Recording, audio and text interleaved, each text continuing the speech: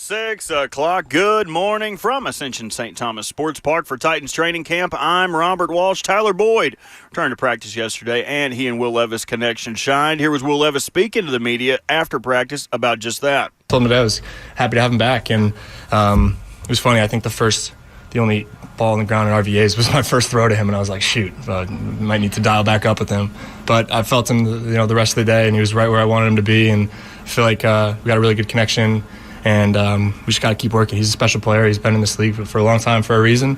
He's got a great understanding of this offense and, what works and what doesn't and how to get us into the best spots to succeed with whatever he's doing. So he's been a lot of fun to play with, and it's good to have him back.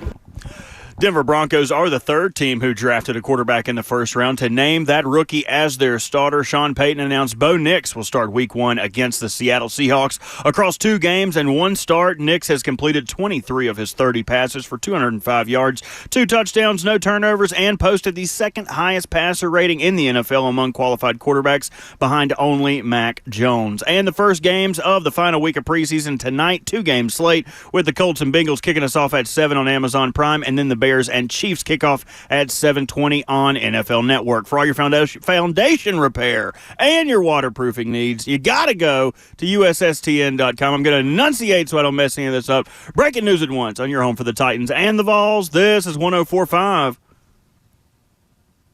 The Zone.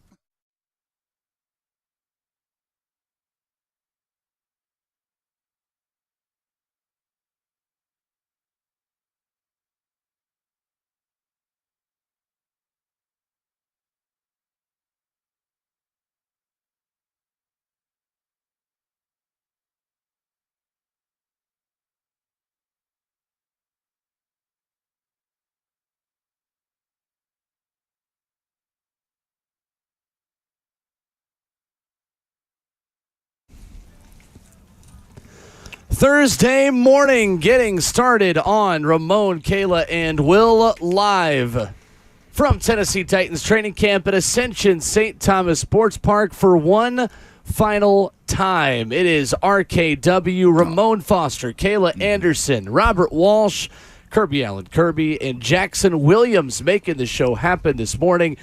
I'm Will Bowling. At 9:30, the head coach will join us. Brian Callahan today. Coach Mack at 8:20. Lots to discuss from camp. How are we? Ooh, very fine this morning, man. My headphones are clear. Way to go, Kurt, Bert. I'm proud of y'all this morning, man. That's solid. Were there earwax in them? It was all about the sandwich. I'm just joking. I love how that goes, man. By the way, last night, I still feel like I'm waking up, okay, from last night. I'm up, but right. I slept so hard last night, y'all, it scared me, okay? And it was one of them situations where I woke up at like 2 o'clock this morning. It's like, where am I? I was like, fool. No lie. I hadn't slept that hard in a while, man. So I was just like, have y'all ever had a sleep that bad that you knew you were in your bed? Yeah. I thought I went past the alarm. So now when I went back to sleep, I'm thinking about that. But in the same context, it was like, Moan, your face was deep in the pillow, man. Yeah. Were you breathing, Moan? Yeah, I was good. At least that's what the sleep number said. It was real deep sleep, okay? Goodness. That's always good, though. Nothing to complain about there, man. We all need one of those. No, absolutely Especially not. You're a coach / sideline reporter / radio host. I count them. None of us had ever coached while being a radio host. I got 5 jobs, y'all. No lie. Do you? I do. And You're putting us all to shame. No, absolutely not, man. We're all just twiddling our thumbs, playing Xbox, I won't sitting out here in the sun, just, having fun. I'm currently trying to decide if I'm going to Knoxville next weekend, too. We got to figure some stuff out. I know. Chattanooga. We just confirmed our Gus's Good Time Deli trip. Did you? Before the game. I haven't been to Gus's, dude. What's your Gus's order? I was talking to Mike Keith about this yesterday. My Gus's order is a ham sandwich from there. Okay, yeah. A steamer. Yes, a sandwich is what you get there. And the steamed sandwich is what you get. But, give me specifics. Ham. It's been so long, smoked turkey and Swiss with mustard and mayo ham on and dark cheese. Bread, double steamed with fries. See, I ain't got that type of detail, man. You just like do a slice of that ham type and of bread. detail. Could be my order.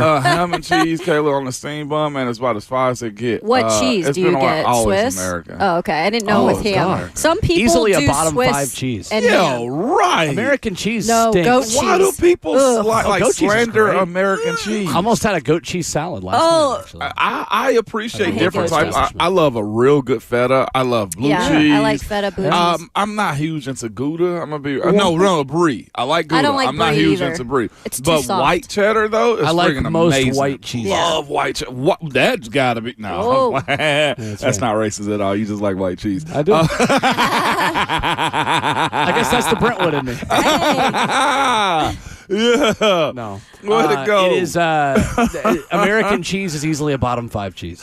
Well, I've seen this lately. Basic crap. Like it's Oh, just my Are you mean the processed American No, cheese? I mean American cheese. Like any iteration of American cheese is like the very Kraft. average. No, absolutely Any iteration. not. I There know, I is just don't no like it. better melting cheese on a cheeseburger than American Cheddar. cheese, man. And it doesnn't.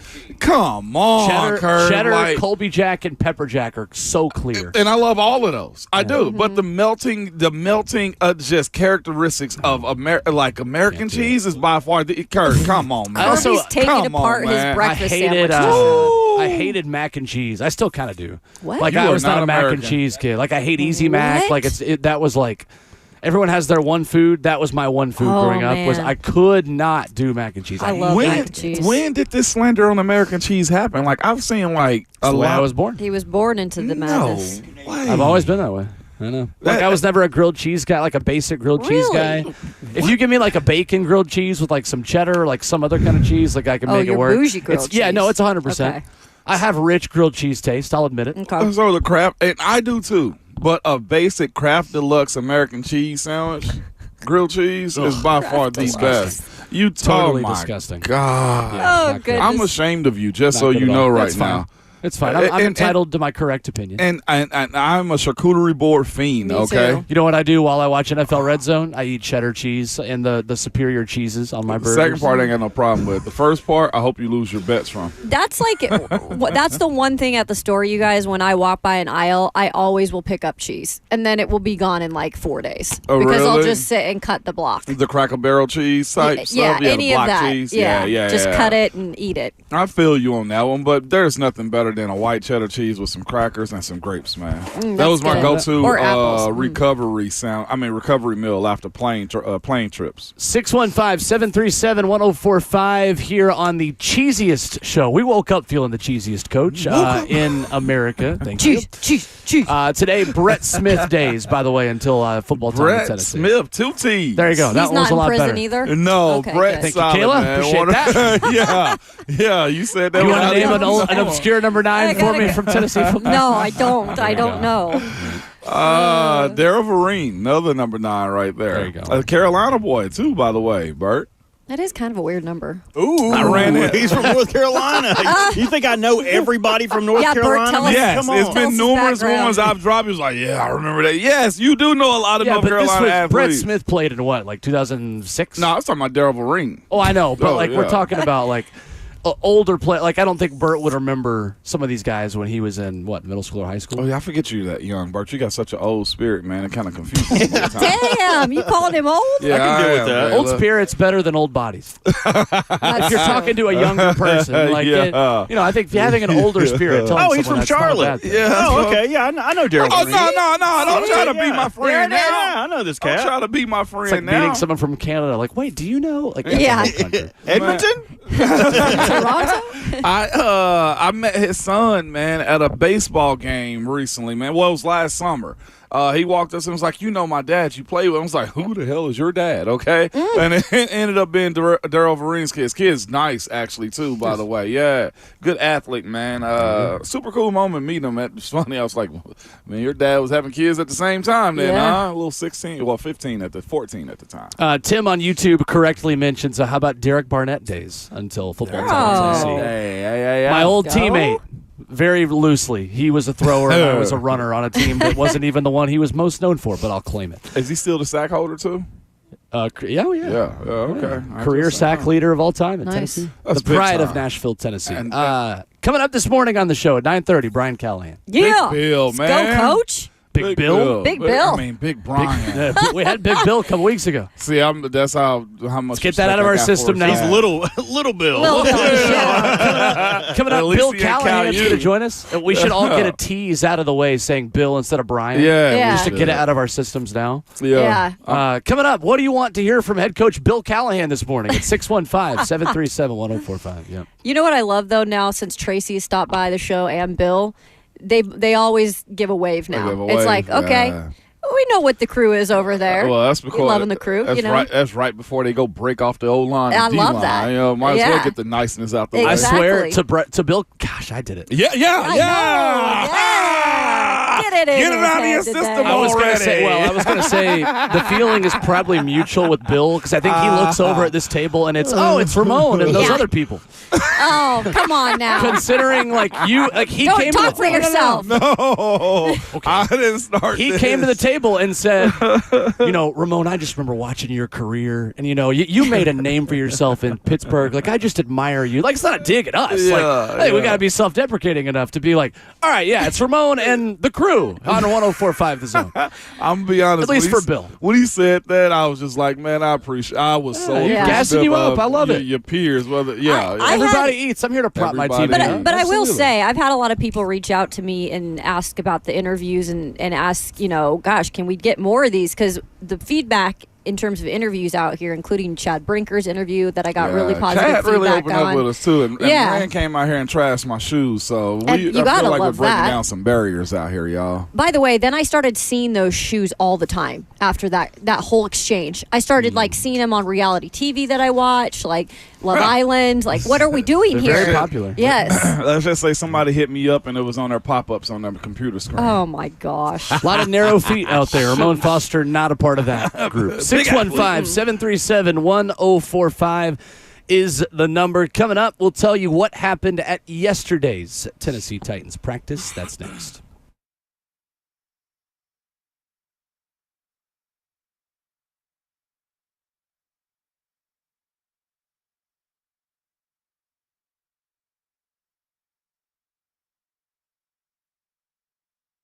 It's Ramon Foster, Hiller Plumbing, Heating, Cooling, and Electrical.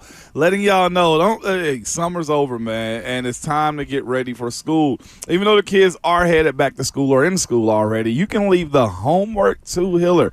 This month, enjoy back-to-school savings like $99 drain cleaning specials that they have going on. You can get $500 off select high-efficiency HVAC systems and tankless water heaters, all right? Both of those things make your house very efficient. They're also giving you $1,000 off whole home generators. For more details, visit happyhiller.com.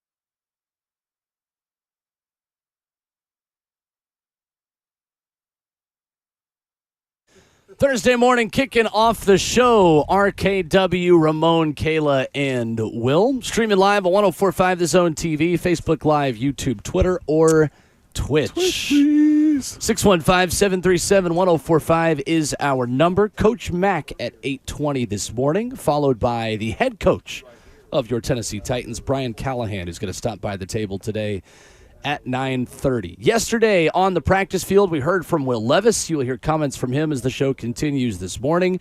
We saw a lot of big man one-on-ones. Kayla, what would your headline from practice yesterday be? The most interesting thing that we watched? Thank goodness Tyler Boyd's back. I'm serious. I think that sometimes that move is a little underrated. Maybe not for us here locally, because we have seen the minute that he came here, just how instantly he was able to know the offense from being in Cincinnati. And I think another big part of it, guys, is he's continuing to help Levis in situations, and he's also continuing to help these other wide receivers. I can't tell you the amount of times yesterday, I think it was during some red zone work that they were doing, that immediately after a route or a certain play, he would go over to that wide receiver, whether it be Treylon Burks or Jaquan Jackson, and he would explain things. And maybe this is not how you do it. Look at this. And I think that's so good to have that instant, like, this is what you did wrong, and he's not afraid to call it out either. Yeah, exactly. And then we can't take away from just how comfortable Will Levis is with him. You knew immediately when he got back yesterday, Will Levis threw his first ball to him, and I think Will even joked a little and said, "Oh gosh, I did, didn't I?" So he feels comfortable with Tyler Boyd. I think he's just going to be such a big addition to this offense. Not like he's going to be the leading wide receiver, but he's going to be clutch when it's needed, right? That's big for him. One, it's big for this team to have a guy like him that's willing to teach and coach guys up, too, because I've seen guys that like to keep state secrets and not tell, how to run certain things. But, again, guys like winning. When you have a teammate like that want to share information, puts you in the best position to win, whether it's him or them in those spots right there, that's huge. And that's why you also sometimes see coaches on new coaching staff bring their guys in. We see Denard Wilson do it, too, right? Some of the guys that he's very familiar with, because we can at least set you up for what our standard is and how we want the plays to look out there in the field. So that's good from a guy like him that still has playmaking ability too. So I do want to see what his role going to be like. I somewhat think it may be, if not just the same as Cincinnati, a little bit better, even at his age right now, man. At least I'm hoping for that as far as Will Levis is concerned and just the flow of this offense. You got to have an exit strategy somewhere, and it seems to be he's the guy, or can be. Titans yesterday got a ton of work in, a 16-play team period before working in a low red zone period.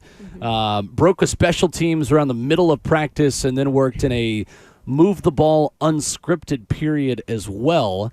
Then the Titans offense goes to a 2-minute period with the guidelines of the ball is at the 40-yard line, needing a touchdown with 1:27 and a timeout. Practice ended with field goals for Braden Narveson, which we'll talk a little bit more about later in the show as well. But I did think the offense looked a lot better in that 2-minute red zone period versus the period they had against the Seahawks last week.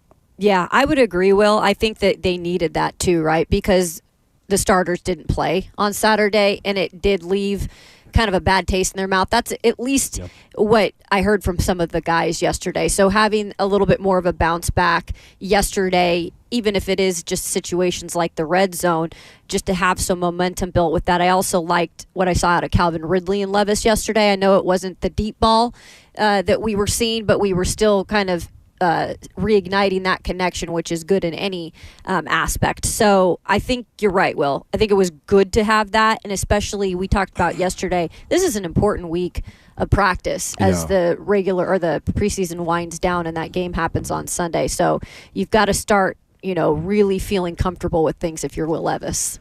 Yesterday as well, Treylon Burks leaves practice early. However, it's really hard to tell if he would have come back or not, because the last play that he had was also the last play the Ones ran as an offense within practice. So difficult to know whether or not Treylon Burks was legitimately injured enough to leave practice or whether or not he would have come back. But Back shoulder throw from Will Levis in the red zone to the corner, one-on-one. It was a perfect throw. Yeah. And Burks kind of fended a defender off with his left hand and tried to catch it on his shoulder with his elbow up with his right hand against his right shoulder pad, basically, and fell awkwardly kind of on that elbow, shoulder, and hip. And he was slow to get up, kind of holding his back and right hip. I believe it was his right hip as he got up and tried to walk off on his own. So difficult to really tell, Kayla, the severity of it, but the headline is that Treylon Burks came up a little bit slow again, which I believe is now the second time in practice this camp that that's happened. Will, it is interesting you bring that up, though, because we had the cramps, which ended up being not a big deal. Yep, there was another play, on the sideline that you mentioned where he went down, he met with the trainer, he eventually came back, but it did look like a scare in that situation as well. That was in the middle of practice that day. This was, yes, at the end of practice. There wasn't much more after that happened, and so he did come to the sideline for a minute, and he was there for a second, and then he went in with the trainer.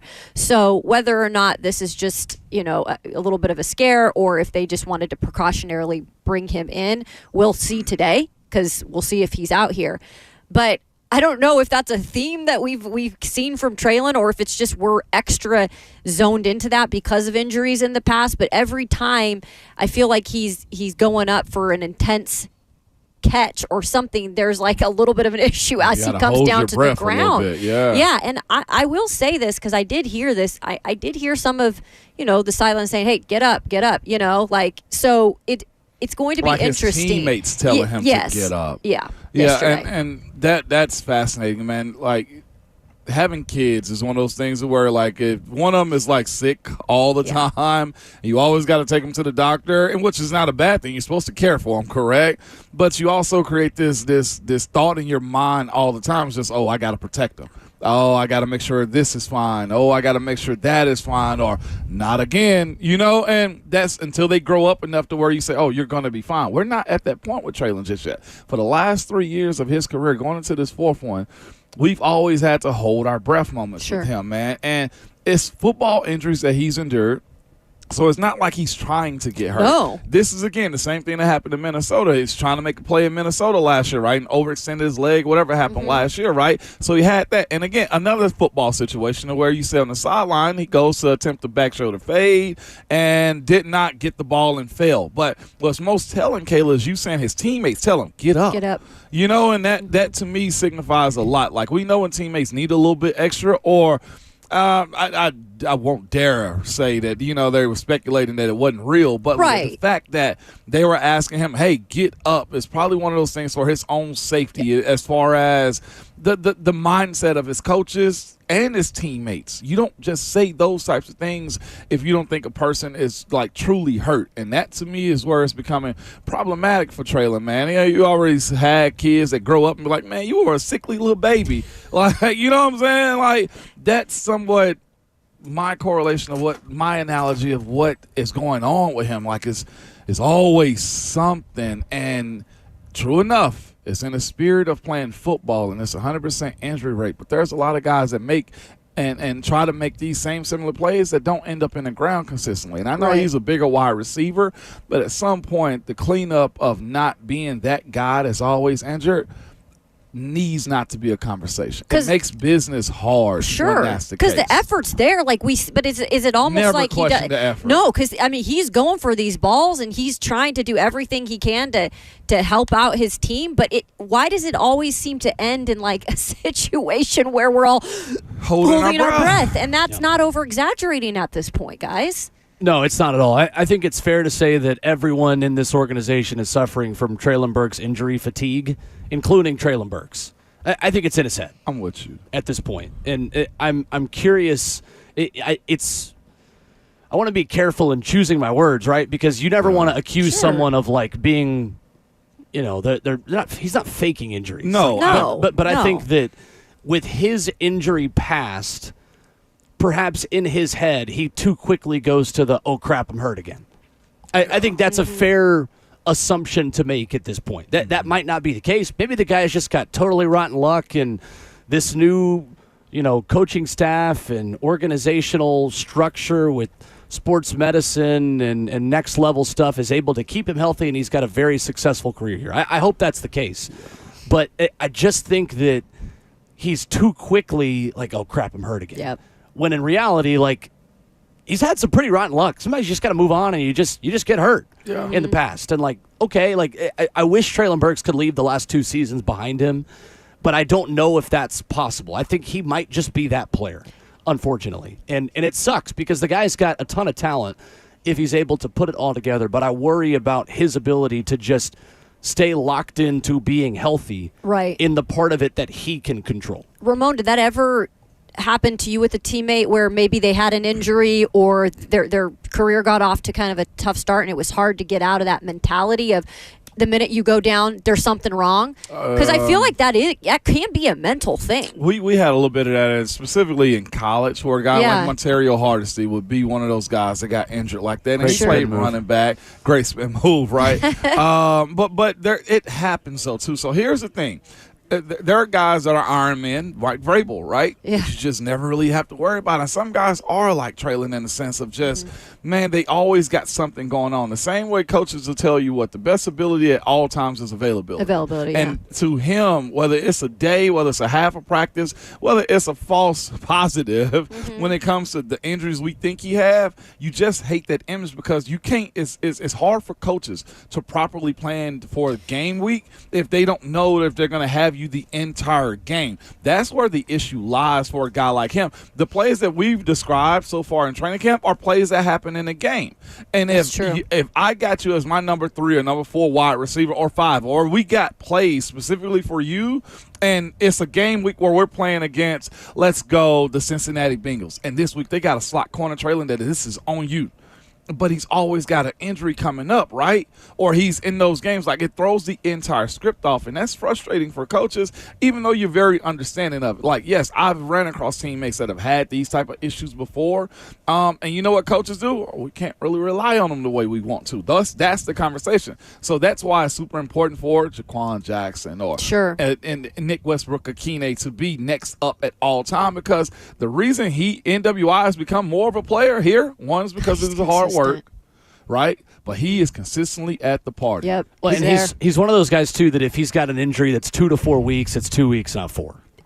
And I think that is the thing with Treylon Burks. You get the sense of like, all right, if it's 4 to 6 weeks, it's probably going to be 7 weeks. Like that to me, unfortunately, has been one of the stories of Treylon Burks' career. Yeah, maybe the story of Treylon's career, other than filling the A.J. Brown role. So. We'll see. Are we past that too right now? The A.J. Brown thing? I think the first year of fulfilling A.J. Brown. I think we got past it last year. I think last year was probably I think that was a year 1 2022 thing. I mean, we're in year 3 at this point. Yeah. For Treylon, this is a new coaching staff. This is a new general manager, a new front office. This is a new start for him, and it would be a shame if something like this held him out of being able to benefit from that. And again, the context of this, he might have, I don't know, if this had happened early in practice, he might have come back 2 plays later. Sure, we don't know that. Like, we got to give you the full context because I don't think we're being too harsh in what we're saying. No. However, there is a chance that he's fine and he'll be out here today. But I think the point we're making is still valid. Yeah. Like there's kind of something, it feels like once a week with Burks, where we're just kind of shaking our head like, why does this keep happening? Because your luck surely cannot be that rotten. Because here's my thing with it. So the reason I asked the A.J. Brown question is our expectations have just totally changed. Well, he's the number 4 receiver now. I know. And that to me is just like, well, bro, we're not even asking for 1,200 yards no more. We just want you on the field because we know you can be a weapon. And he checked every box this offseason. Like, I don't want to hear or see another picture posted like I've been grinding. You know what I'm saying? Like, and not to say that he don't have the right to do that, but what the idea of offseason workouts, I'd much rather you at this point, anybody and with this type of situation, sit down and eat donuts and just ride your Peloton, okay, and just make it to training camp. That's at this point, pull the DK Metcalf and just eat gummy bears all day. You know what I'm saying? Like, we got to figure out a method, like in a serious way, that we keep you on the field, not for us really, but like for your career. Nobody want that B word attached to them when you're a first round pick.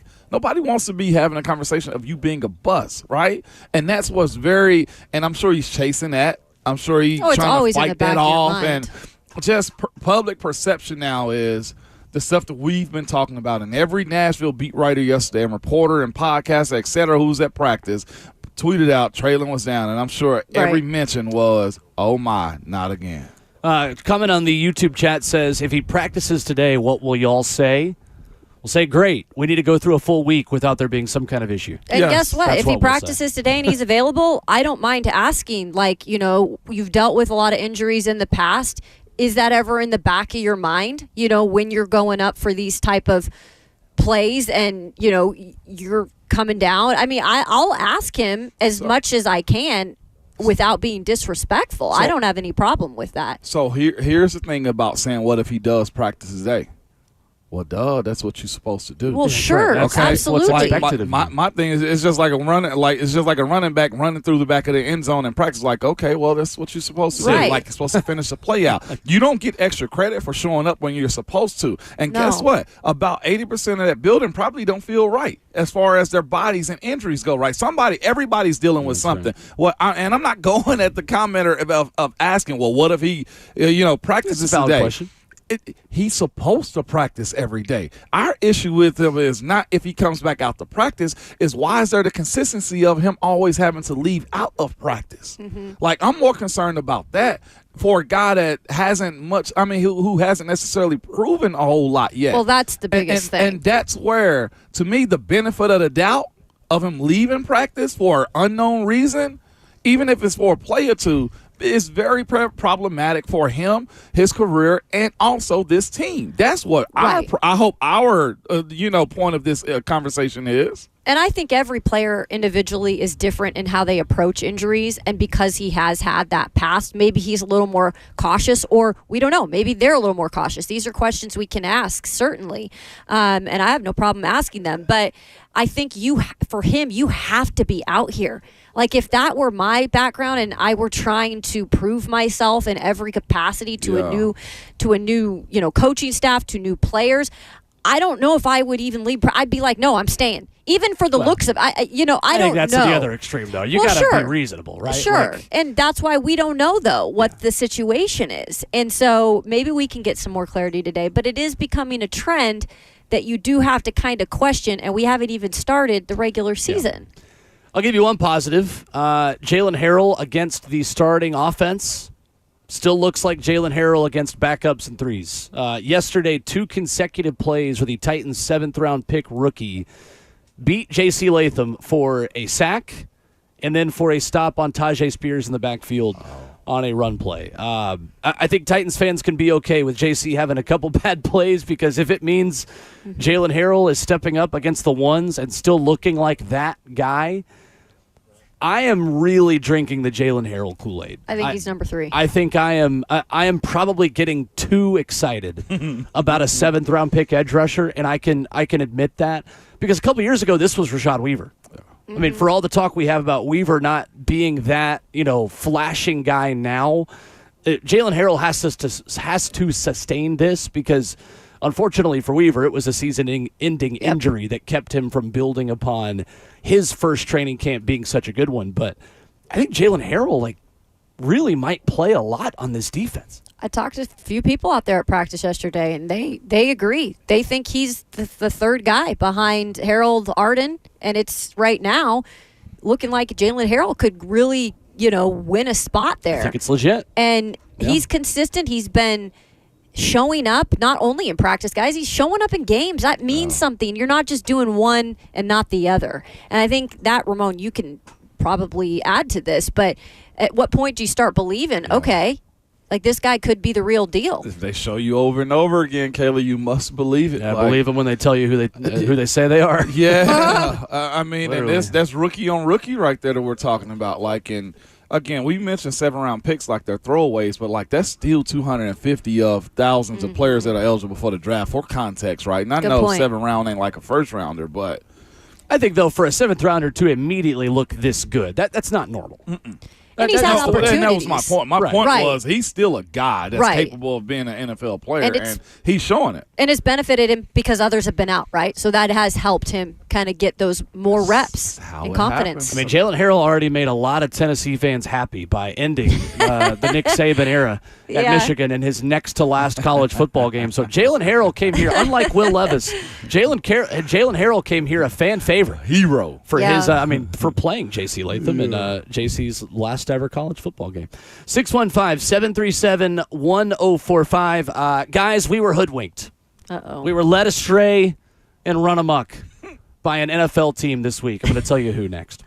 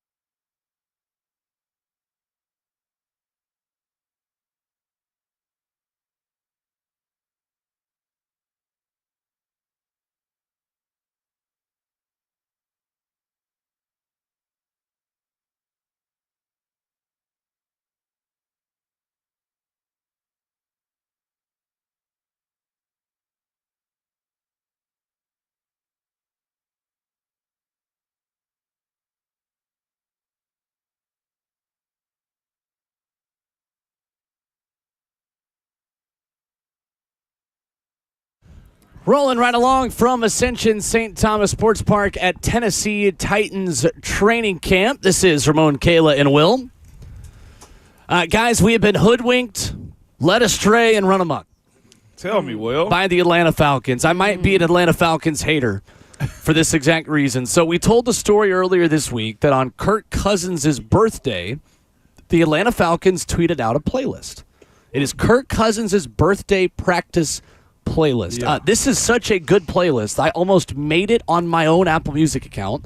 Yes, shout out Apple Music over Spotify. I almost made it on my Apple account to listen when I went to the gym the day this came out, so I could also properly celebrate my king, Kirk Cousins' birthday.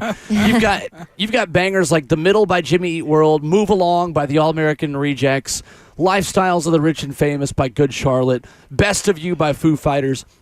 And then there's this tweet yesterday from Jimmy Traina, says, amazing plot twist. Kirk Cousins sent Kyle Brandt a voice memo to say he did not make this playlist. A Falcons assistant made this playlist based off guessing what songs Cousins would like to hear. Now, I believe Kirk Cousins has great taste in music and would love all of these tunes. But Atlanta Falcons, what are we doing, man? Like, if you're going to release a playlist from the guy, let him actually pick the playlist. I think Kurt has a little more in him, too. That's why I said I was a little surprised that Kurt. What's wrong with that music? No, though? I like some of those, but you can't just have that straight be your playlist. Why not? That's a great gotta playlist. Incorporate some other things. No, it's a perfect playlist. I feel like we judged Kirk, at least I judged him wrongly here, because that was not his real playlist. I think Kirk needs to put out a playlist, a real one. Yeah, so he can redeem himself. That's one that guy hated on him, okay, simply because he thought that's what Kirk might like. And I'm glad that Kirk finally stuck up for himself and said, look, I got a little bit more soul and flavor than you guys have given me. He probably got a little James Brown on there. Nothing wrong with that at all, man. The fact, Will, that you're upset that Kirk went out and corrected what was wrong about him says that Kirk was misrepresented right there. I don't understand why you're upset that he's upset with the playlist I'm not upset that about was that. released. I'm upset with the Atlanta Falcons for thinking that this was a good idea, for thinking this was a good social media idea. If you're going to put out a guy's playlist, put out his actual playlist. Sure. Yeah, that's with you fraud. there. Yeah, I'm in my with eyes. you there, but it still is funny. Like, we do need the Kirk Cousins release. Like, we I do. need that album release. When now I'm presidents itching. Release what books they read for the summer. I now really want to see what a Kirk Cousins playlist look like. Mm-hmm. Me too. You very pleased with it? It's a great playlist. No, there's great songs on I there. think I've literally made that playlist myself. There needed to be variety, though, and I think with Kirk there is variety. You have variety in your music taste. Well, yeah, but like that not didn't everyone. showcase Like it. that's his truth to tell. You don't But have it wasn't to have his variety. Like, truth. if that's his kind of music, then great. But like, I ain't got no the problem with playlist music. isn't the problem here. It's the Atlanta Falcons putting out a fraudulent list. That's my issue here. It's not his truth. He didn't get to speak his truth. One of my friends in college had a playlist named "Songs That Make White People Go Crazy." No way. Your Sweet Carolines, your Mr. Brightsides, your Cupid Shuffles. Essentially, your basic wedding music is kind of what you're looking at. Baby Got Back is another Baby one. Yeah, that would be another good one. Remember that Step in the Name of Love, R. Kelly? We got to get off the In the music name train because of this will love. just turn into I don't- RKW karaoke very quickly. And you know what? You brought it to That was a music, banquet lover. absolutely. Well, this was the Atlanta Falcons part of it. Falcons. I have Are we issues Falcon with it. haters? Is that what you're saying? I'm honestly, yes. I'm Yeah, willing so I to was say wondering. that I'm over the Falcons. I'm going to prey on the downfall of the Atlanta Falcons in the most garbage, the most garbage, as Ron Slay would say, division in football. Garbage. Are you still a fan of Kirk Cousins? Of course. Okay. This isn't Kirk's fault. Just making sure. He has been wrongfully put out there into the universe. Now, granted, I have nothing wrong with the playlist, but he has been fraudulently represented. Yeah. I feel like I am the Burt to Slay in this situation. Like, I should be, if you need an attorney, if you're out there listening to Nashville Sports Talk Radio this morning and you're driving to the facility, I got you. We'll hit up Target or Kohl's afterwards. There we go. We'll have a grand time. Bullying Kohl's, law. sure. The back to school specials are going on at Kohl's, so y'all should definitely hit that up. All right. The You flannel, know, I've never been to Kohl's. You I haven't? think I have No, either, actually, but I it sounds like a haven't. place I would enjoy. That sounds like Get some it's- Kohl's because cash. Kayla's been rich all her life. She goes to Macy's. Oh, no, I've been very the opposite of Target. that. I go to TJ Maxx. TJ Maxx. You go to That's TJ just Maxx, you go to convenient. a Kohl's. It's Because, essentially the yeah, same I've just thing. never been around a Kohl's. Like, it's never been by my place, They're you know? usually now by Ultas for some odd Yeah, I've reason. noticed that, which that's It's a good weird. point there, It's Ramon. weird. 615-737-1045. Coming up, Kicker Watch. Is there anything that Braden Narvison can do to win a roster spot with the Tennessee Titans? We'll talk about that next.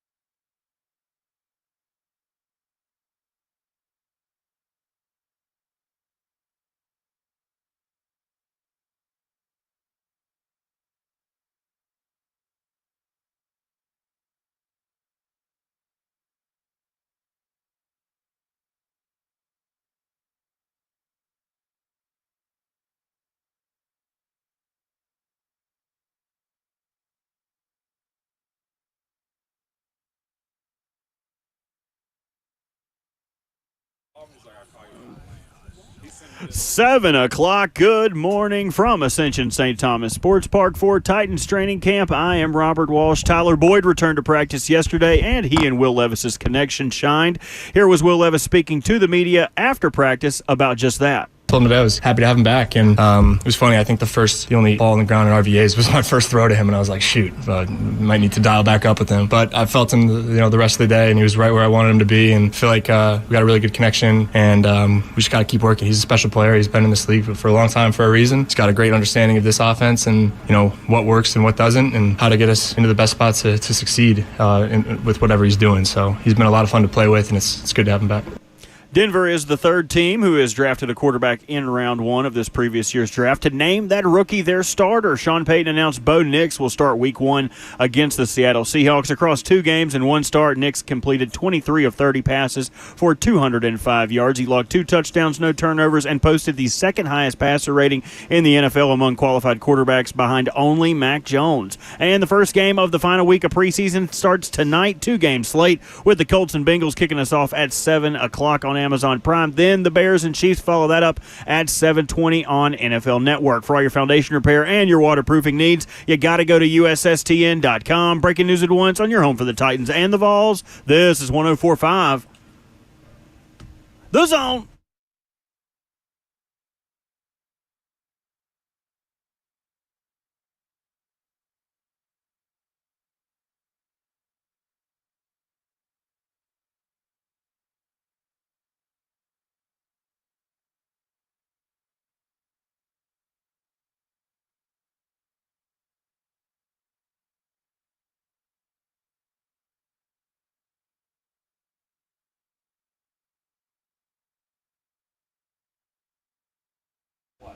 Thursday morning on Ramon, Kayla, and Will continues RKW 104.5 The Zone. Ramon Foster, Kayla Anderson, Will Bowling, joined by Coach Mack at 8:20, and the head coach of your Tennessee Titans, Brian Callahan, at 9:30 this morning. On the phone lines throughout the show at 615-737-1045. Guys, is there anything that Braden Narveson can do to be on the Titans roster at kicker? Yes or no?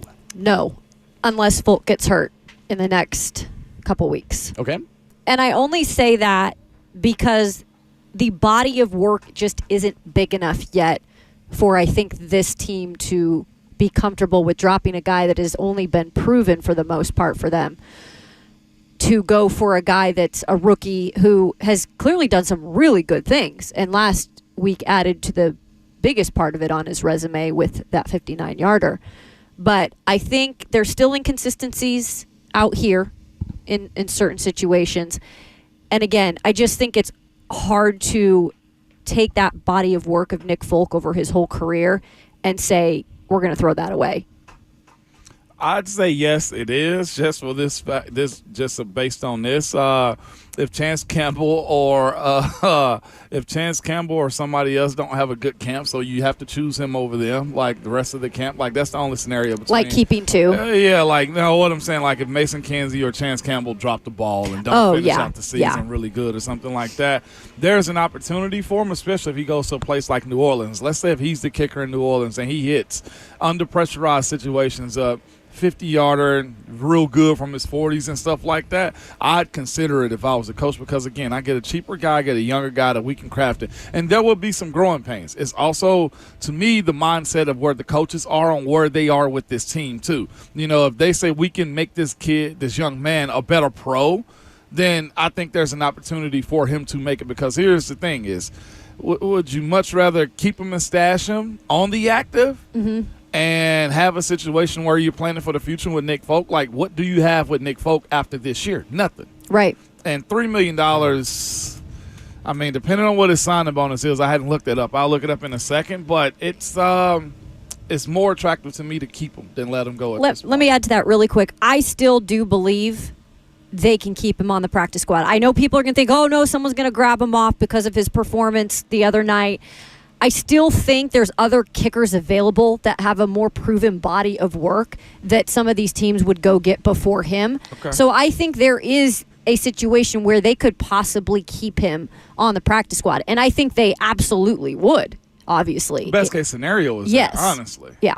Nick Folk will turn 40 on November the 5th. He has a 1-year, $3.7 million contract with a $1.7 million signing bonus. Never mind. The financials of trading him, however, would save you $2 million against the cap in 2024.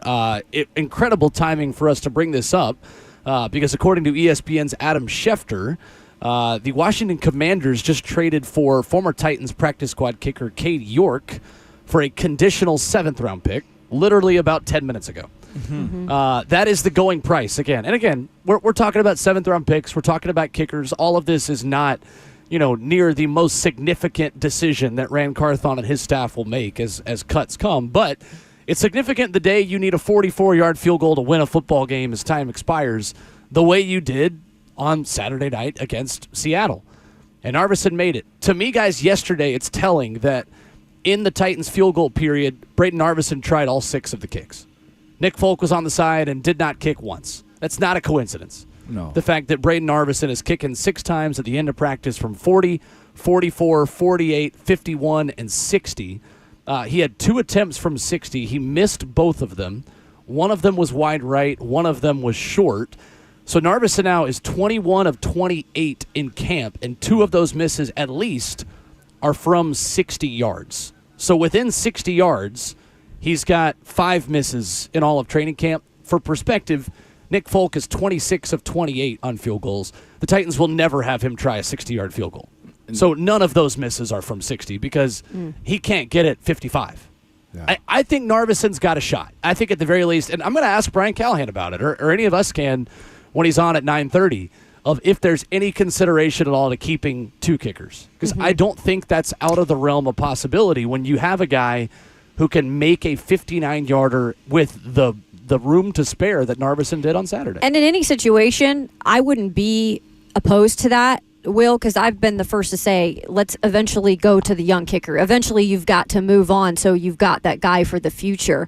But in this situation, there's so many spots that valuable players are vying for at the bottom of this roster that I think are really valuable for depth purposes, that's the only reason why I could see that not happening. But it's not a bad... I just think he'd end up somewhere else. Yeah. I mean, you make a 59-yarder, and again, that's just half of the evaluation. If you go out and do it again or do something impressive again this upcoming Sunday in New Orleans, I think the likelihood of him getting snatched is higher. So sure. We may get a hint on what the Titans are thinking in that regard. If you see Nick Folk, maybe it means they are trying to stash Narvisson and they don't want him to get more tape doing something impressive on Sunday in New Orleans. But if it's an open tryout and you see Braden Arvidsson do everything on Sunday, maybe that's a bit of an indication that, hey, maybe he's getting a real hard look at being the guy. I think he can make the team or get cut this Sunday. If he goes in and he's 45, 50, 52, and he does kick another 58 or something like that, kicks a 58, he to me makes a strong case to keep. I love But Nick not Folk. Getting rid of Folk, right? No, not at this point. Over $1 million signing bonus, he's not getting cut. Like, if you throw that money away, we got to have a different conversation. And I think Nick Folk, I think you can have to. We've seen the Patriots have to before. We've seen other teams. We spoke about it last week. The Broncos had to before also. And then this one of the more saving points for Nick Folk to me is this also. You are also now kicking into the kick zone on kickoffs. Right? So there's no need to kick through the back of the end zone. It helps Nick Folk. It helps him tremendously, man. I think without that, Narvisson's the guy. Yes. I think under last year's kickoff rules, we have already seen what we've needed to see, and this is a Stonehouse and Brett Kern kind of, changing of the guard kind of situation for the Titans. So that's why I was going to go next. Will you get out of my mind, man? Okay, legitimately. What a shame. Because here was the thing that I was going to say, man. It ain't hollow. No, okay. That's what I was going to say. That the Titans made under a different coaching staff that hard decision on Brett Kern, right, and Ryan Stonehouse, to where they knew directionally Brett Kern was the better punter, right? We knew that. We saw him be good at pinpointing the corners and hitting his spots. But the coaches have now benefited from watching Ryan Stonehouse, although last year got disrupted, watching him boom and flip the field so well that they said, we're willing to allow him to grow as a young rookie, as a young player, into a better punter. And we've seen him out here kick some punts, y'all, to where he can hit the corners a little bit better now. The hang time is a little bit better. Directionally, from what we've seen so far, and we'll get more of it this weekend, he has grown, right? And I've seen that also happen with Chris Boswell in Pittsburgh, too, to where he grew also. It's just that where can this coaching staff and the management stomach if he misses a 42? Right. Like, that's the conversation. So I'm going to bring up a really interesting point that Nathaniel has made on the YouTube chat, in the F&M Bank chat. He's right. Narveson would be a better tackler. And I'm serious. With the new kickoff rule, and you've got teams like the Chiefs thinking about putting Justin Reed out there because he can kick, and he was an emergency kicker for them in the past. Like, I think that's something that's going to be under consideration because the kickers are going to be more likely to have to make a tackle now with the new kickoff rule. Maybe I'm being too reactionary. Coach Mack will probably tell me at 8:20 to keep my powder dry on that. But I don't think that's a crazy statement to make. I don't think it's the end-all, be-all. I don't think the fact that Narveson's a better tackler is going to mean he's the guy over Nick Folk. But I think for the first time, that is more of a conversation than it ever has been in the past in a special teams meeting room. It sure has made it interesting because I feel like in the past, like we've had kicker competitions here and there, but it's never been to the level at this point of camp where we're like, okay, could they possibly even keep two? You know, and Caleb Shudak wasn't hitting 59-yarders. No, not at all. And so it is a conversation to have. I do think when it's all said and done, he's on the practice squad, and I possibly do think they could keep him unless he has a really big performance this weekend. And then I think it's just a bummer situation because I don't think you can keep him. What would you define big performance as? Probably hitting another 50-plus. And hey, even a game-winning field goal. I'm not going to take anything away from not only hitting that 59-yarder, he won the game winner. And I know it's a preseason game, guys, but they're taking a lot of stock into building a winning culture here, no matter how you get it done or when you get it done. The chip shots, though, have to be the ones that he's most good at, though. And I know from what we've talked about before, that's been something that he's got to get a little bit better with. Like, you knew he's got the leg to go long, right? We saw that this past weekend. He could have probably hit from where 64 with this weekend. Like how much it he hit had? the back around net. that. Yeah, it hit the back net going through. Fair. You were on the sideline. I trust you. Yeah. Perspective. It was so close to the left goal post. I was just like, is it good? Because it had plenty. Yeah. It had plenty of leg at the end of it. So, again, can you stomach as a coaching staff saying we're keeping two and possibly lose a good skill guy somewhere, right? Yeah. To keep two kickers. AJ asks on YouTube, what are the full stats? Again, I'll give them to you. 21 of 28 for Narveson, 26 of 28 for Folk, according to Jim Wyatt on TennesseeTitans.com yesterday. 615-737-1045. Yesterday, Will Levis spoke about his comfort level in this Titans offense moving forward into Sunday's preseason finale in New Orleans. How much pressure is on Levis and the offense to get it right in their final dress rehearsal? We'll talk about that next.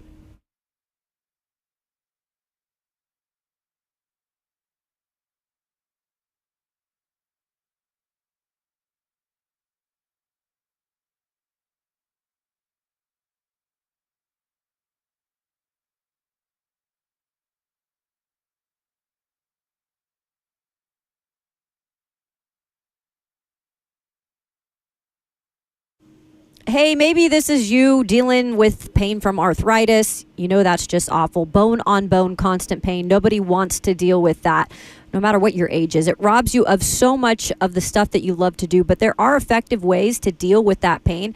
And I'm not talking about anything that has to do with drugs or surgery. Hey, it's Kayla Anderson. Listen, there are exciting new cellular therapies that can get you lasting relief, and the place to go is QC Kinetics. QC Kinetics is using cutting-edge treatments that accelerate your own body's healing properties, revitalizing your joints so you can move again pain-free. If you are living with chronic pain, let's say from arthritis or an old injury that always continues to pop up and nag you, you need to know steroids and surgery and pain pills are no longer your only option. Learn how QC Kinetics can use their advanced regenerative medicine to treat your pain, enhance your joints, restore your mobility, and give you long-term relief with no downtime. The future of medicine is here, and it is at QC Kinetics, and it's simple. You can call them now for a free consultation at 615-249-4024, 615-249-4024 in Nashville, Clarksville, and Murfreesboro.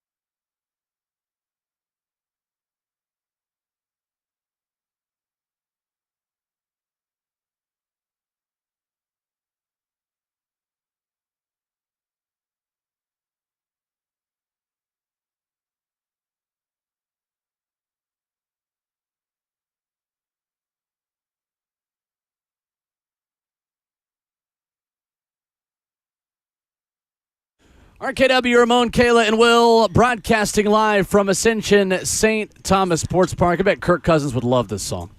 615-737-1045 is our number, and live on your smart device, Facebook Live, YouTube, Twitter, or Twitch. Twitch, please. Thank you so much. Yesterday, Will Levis spoke to the media, was asked about his comfort level in the offense, how he feels going into Sunday's game against the Saints, and the quarterback had this to say. I think we feel really ready. I think we had the game plan for New Orleans given to us yesterday, the intro to the base down stuff. And it's cool to see a game plan and be like, yep. Pretty much feel like you can go out and play that day. So I feel like we're all in a really good spot with our knowledge of, what's at our hands playbook-wise, and really do think we're in a really good spot. But I think in terms of goals for this weekend, it doesn't change. Just do my job, not trying to do anything too crazy, and, just keep leading us and keeping drives sustained and making the right calls. So I'm excited to go out there and have another opportunity to be clean with our starters. So that's Will Levis yesterday. If this is the full dress rehearsal, if this is a regular week of installing a game plan, of knowing what you want, of this kind of being, hey, 3 series, this is the starting offense, you guys are in it. How much pressure is on them to get this right? And how worried will you be if the ones on offense or defense don't look sharp on Sunday in New Orleans? I'm writing down some stuff right now as far as just Will Levis's comfort level for us, right? And that's what I think a lot of success of this team is going to be based on is what does 8 do? How does 8 compete? How does 8 prepare? And where is he at during the course of the week? Now, I'll be the first one to admit a lot of guys have bad practices and just inconsistencies in what practices do for you over the course of the weekend. Yesterday was a Wednesday, first reset of the practice week or the game simulated week, and you're supposed to get gradually better. Maybe he had a little bit more challenges yesterday on the first day of the big install for the New Orleans Saints coming up this weekend, but looking at the numbers, man, that Will Levis has given us yesterday and over the course of training camp, according to Jimmy White on TennesseeTitans.com, this is what gets me a little bit and makes me want to side-eye just a smidge, okay, y'all? It's this part. So in totality yesterday, Will Levis was 48% completion percentage on his passes, right? And he was 5 of 8 in 7 on 7s, which is no defense really out there as far as the rush up front. The issue for me is the 42% that he was in team periods, 9 of 21. Now, 9 of 21 it's not a good day at the office, okay? But, again, it's Wednesday. We got to judge what he looks like on Friday when, as coaches like to say, the hay is in the barn. But over the course of this training camp so far, Will Levis is averaging 66%. That's way better than he was last year, 58%. If he gives that 66 completion percentage over the course of the season, I think we'll feel good about it. Now, the issue is also these 8 interceptions that's been tabulated for him, too. Does that number come down or stay down this year as he gets better at his passes, at completing passes? Because the issues that the conversation we've had is a lot of this offense so far has been dinking and dunking and keeping everything in front of you, letting your athletes make plays for you. So my level of comfort for Will Levis going into this weekend on this dress rehearsal is, hey, you need to have a good one. That's where I am with it more than anything. He's the franchise quarterback, and he checks every box as far as being the guy. But the consistency of either having his guys out there or finding the guys that he feels comfortable with throwing the ball to has to be something that we see this weekend. So I'm probably about a 6.5 out of 10 as far as comfort, because yesterday's practice, whether it was light him up and let's see what he's capable of doing, wasn't a great day as far as what you were asking him to do on a full game simulated prep week. So about a 6.5 out of 10 for me right now, considering he's got to go on the road in that dome. It will be challenging for sure. Yeah, it's an interesting body of work in training camp, because I think overall you can feel good about Will Levis in a lot of situations. And remember, this has been quite the process of installing things and introducing him to, things in terms of the intermediate passes. We've seen a lot of that work during camp. I think then we kind of went backwards a little bit during joint practices when you saw a really good defense in terms of the secondary, at least, kind of put pressure on him and didn't see that connection with Ridley when you would have liked to have seen it, because that's what we've been hyping up, and we all hope that can actually amount to something because you're paying that guy a lot of money and Ridley coming here. But I would say at this point, what we're going to see in this preseason game in what could be probably 3 series, which is the most we've seen in the preseason out of the starters, that we're going to be able to go into the season at least thinking, okay, we're more comfortable, or hey, there's a little bit more questions. I feel like we're going to get to the level of we're feeling more comfortable once the season starts. Does not mean it's going to be perfect, because we don't even know if we're going to see DeAndre Hopkins back that first game. I think that makes a difference with things too, just with the previous chemistry in those two. But in Will Levis in particular, if we're just talking about him, I'm about a 6-7-2, Ramon. I think that I've seen some really good things out of him, and I've also seen some things where I'm like, I'm not quite sure yet, and that Calvin Ridley connection is part of it.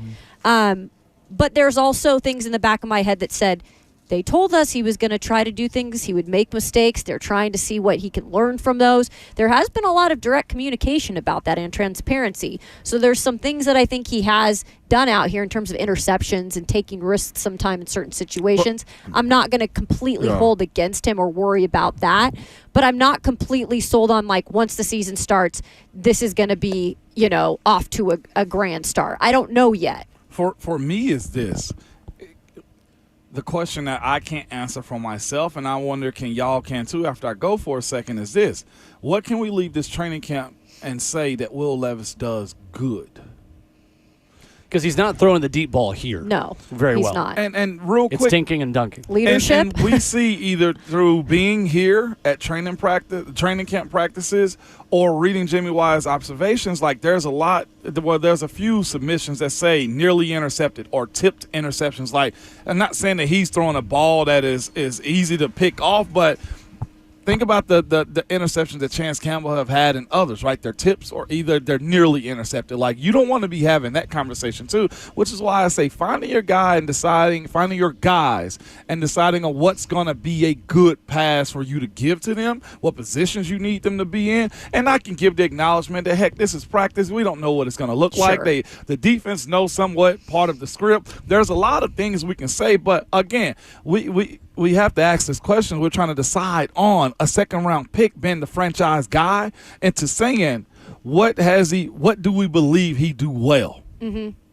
And that's, at this point, I don't know. He ain't played enough in the games. Right. We've seen him have bad days when it comes to playing against the Seahawks, right? And there's a constant conversation of, well, 7-on-7 I think looks good, but the in-the-field play that we have time to time don't answer that question right now. We know what he does well, though. I mean, he's an athletic freak with a big arm who's got a howitzer and can just flick the ball 50 yards downfield. You know who else is like that? But I think the Anthony Richardson is exactly like that, too. I think the issue is, Ramon, that we've not seen that on the practice field in training camp. Like, we know what he does well, but as he's being reinvented by this staff, is that still what he does well? I think probably. But again, like, how much of this offense will just always be for Will Levis? Take what's given to you, protect the football, 5 yards, 10 yards to Calvin Ridley, quick out of your hand. Like, do they not want him to be the deep ball, D-Hop is down there somewhere quarterback anymore? I don't think they do right now, and I think it's smart of him to be that. But if you're not going to be the deep ball guy consistently down the field, then I can't have tip passes and interception happen often either if you can't throw into traffic and keep it away from the defenders. Because, again, you mentioned we know what we think he does well as far as being a big athlete that can run and hit people, but the coaching staff don't want that. His teammates don't want that. Big arm. Big arm. He's got a big arm. But the athletic big athlete guy with a big arm. Yes, and to me that sounds like Anthony Richardson, if we're being honest about him. We got question marks about him. Yeah, but Will Levis has played more football than Anthony Richardson has. He's made 18 starts since high school. Anthony Richardson has. I will say this about Will Levis. This is such a weird situation to not be able to completely diagnose what he is yet, because I just don't know how much they've even got to the point where we can see the full Will Levis product. And I don't know if we'll get there even 2 games into the regular season, 3 games in, guys. I'm just trying to be honest, because I think this is such a process of getting him comfortable with so many other things that he maybe wasn't good at. But what I will say is the reason why they believed in him, and they're continuing to believe in him until they prove him wrong, is that he's got every other aspect of being a quarterback down to a T. I mean, the guys respect him. He's a hell of a leader. He's somebody you listen to in the huddle. He does all that stuff good, and he does little things out here we've seen good. But can we pull it all together? At what point does it come together? That's what you're asking, guys. And I think year 2, if you don't see it in a quarterback, if you've had a guy for 2 years, in terms of draft picks, if you are not seeing that in the guy after 2 years of the full product, I think you have to, in a way, sometimes move on. I'm not saying that with him. There's a lot of variables that go into that, too. There's a lot that goes into it. ESPN had a new mock draft yesterday, which that's kind of wild to say on August 21st, that the Titans were picking 4th and taking Shedeur Sanders. Like, as angry as I think that makes Titans fans, you're probably right. I know. If the Titans are picking 4th, they're taking a quarterback. Yeah. 100%. It'd be a Justin Fields, Caleb Williams situation all over again. Figure it out in the end, like right? I don't think that's something to get angry about. Like, the pick itself is not wrong. I understand Titans fans being like, why the heck do you have us still picking 4th? But, again, that's a pretty lazy exercise that they do to just, hey, just put in whoever was close to the top last year and, we're talking about it, so they did their jobs. But I think now once you say, all right, this is the full dress rehearsal, this is a game planning process, I'm picking plays, that raises the burden of proof of how good you should look now on Sunday. Like, after Will Levis said that yesterday, my expectations for him in this offense rose a step. Will Levis was asked again yesterday as well about his confidence in checking things at the line, getting his team out of bad looks and into better looks, and he had this to say. I think it's like when you're given those tools to do those things for the first time, like, you could second guess yourself pretty easily. Like, when you don't have the confidence in the background of doing it in your past. So, but I think I know I've a good enough handle on to know, when things are messed up and what could possibly get us out of that situation. And I think game plan wise, Callie will do a great job too of letting me know what my issues are on that play. And I think it'll be more of like, hey, if we get this specific look on this, it's not going to work. Let's think about getting into something else. So having that kind of catalog of things to get to based on whatever personnel is out there on the field, based on whatever the coverage we think it is I think I feel comfortable doing that, and I'm looking forward to getting to that point where it comes a lot more natural. There's Will Levis yesterday. One commenter on YouTube says, while trying to describe Levis as a death-by-paper-cut quarterback, you described Tom Brady. I'll take that. Well, of course, but I think the point that Ramon was making, the point we're all making, is that Levis isn't good or accurate enough in the short and intermediate passing game to be that yet. Right. Like, that is the whole point of what Ramon said, of like, he's not good at that yet. Like, there's still too many tip passes. There's still too many overthrows. There's still too many interceptions to where, like, yeah, he's 9 of 21 in camp, as they try to do the death by paper cut thing. I'm not overly concerned by that, but I do think that they are asking him to be a different version of himself on the practice field right now, more so than they will once they get out in the game. Because I still think he's going to uncork it and be better on the deep balls in the game setting than he has been on the practice field. And I think some of it will just take time because he's throwing to brand new wide receivers. And I agree. Time is the thing. And I think we're always like we got to see it now. That's just how the society is in general. And so when we haven't seen a lot of that in camp, I think that's what kind of question marks come into our head. Okay, wait, can he still be that deep throw guy? Can he still be that guy that can showcase his arm? And yeah, I think it's stupid if they don't utilize him in that way. And I don't think they're stupid. So what I like about it, though, is you cannot get a more transparent staff. And Brian Callahan will flat out say, like, he's not going to try to, say, I need to watch his feelings here. He's going to say, like, this is what you have to do. You cannot do this. Will Levis is also very, like, responsive in that way. And it might take a little time. He said the word natural.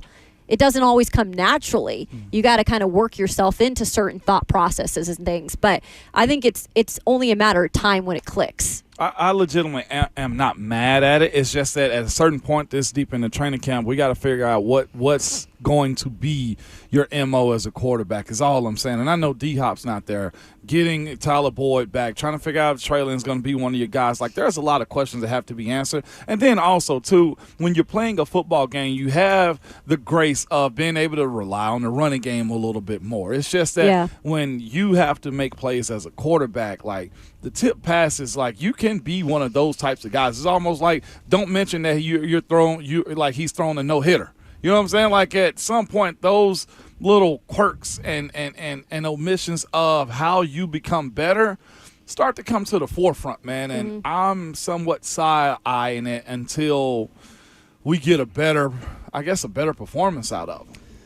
Have you learned really anything about Levis? Like, has your confidence level changed since training camp started? Because for me, like, I don't feel worse about him, but I also don't know if I feel a whole lot better about him from what we've seen at camp. I think he's just kind of met my expectations. He's not really exceeded them or not met them. Now, what we've learned is he's willing to conform.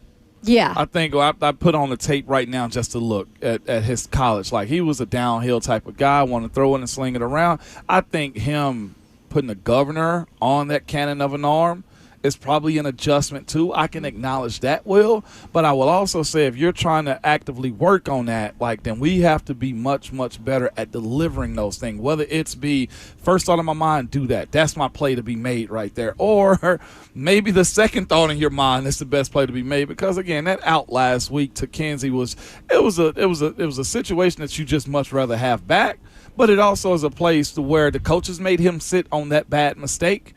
And we got to take those interceptions. We have to take those tip passes and find a better method of delivering than he has so far. That's what I've learned is he's got to find a better method of delivering, Will and Kayla, that most franchise good quarterback, your Tom Brady's, do in games. And beauty of this conversation is we can have it with Brian Callahan at 9:30 Exactly. this morning.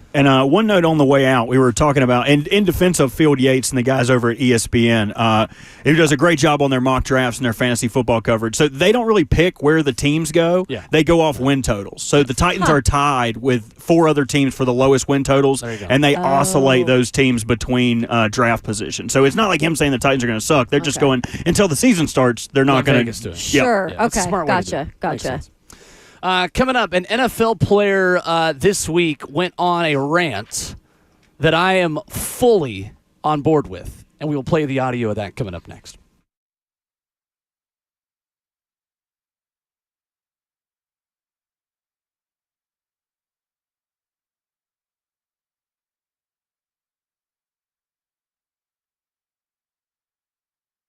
What's going on, guys? Bert and Ramon from RKW. With football right around the corner, you don't have to worry about feeding a whole crowd. Whether it's 10 or 100, Princess has got you covered, Mon. No doubt about it, man. Bert, you mentioned the catering side, right? They can cater from 15 people up to 1,000 plus. So no party size is too large for the original hot chicken in Nashville. And that's Princess, man. They can customize anything for your high-end event. So your tailgate, as Bert just told you, Princess Hot Chicken has got you covered, man. You can go to one of the 5 locations to speak to somebody directly, or simply go to princesshotchicken.com.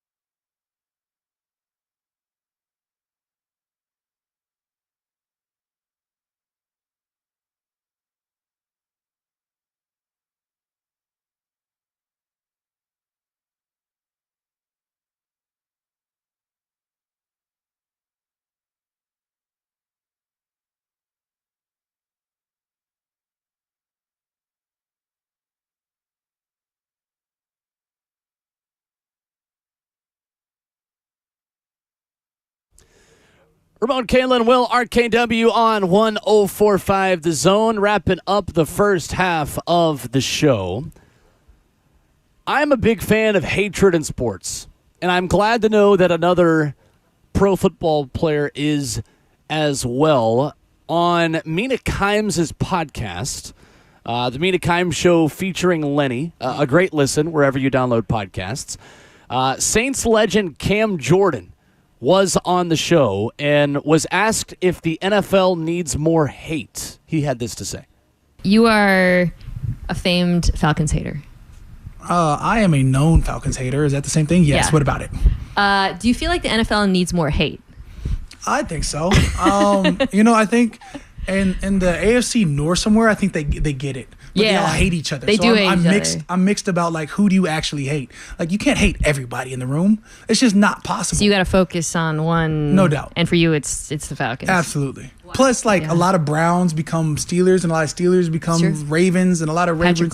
Yeah, like, they all just sort of rotate. So, like, how much hate is there if you're all just sharing the same household? That's true. But New Orleans and Atlanta, like, that's despicable to trade over David Onyemata. Truly seem to hate each other. Yeah, like, you should never, like, you can't be like, ooh, I'm a Saint, and be like, man, I hate the Falcons. And the moment you cross over, like, I hate you now.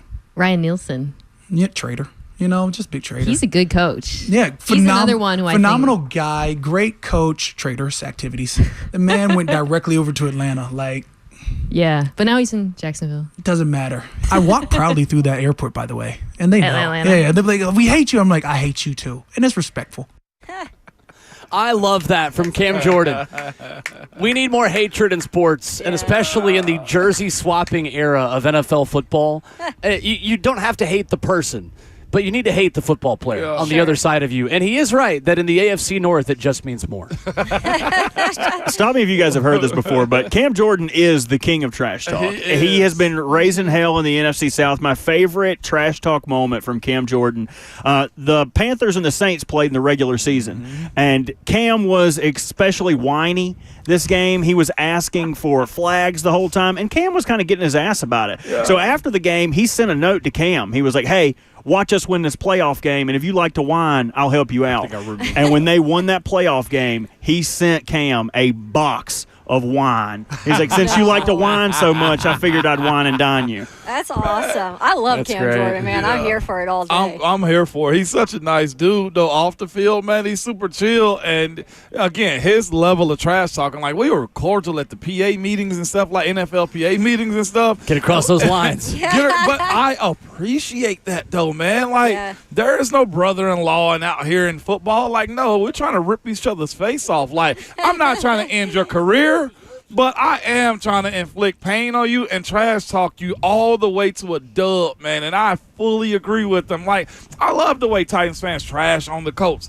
Don't believe that the Jacksonville Jaguars can be a good team, and hate.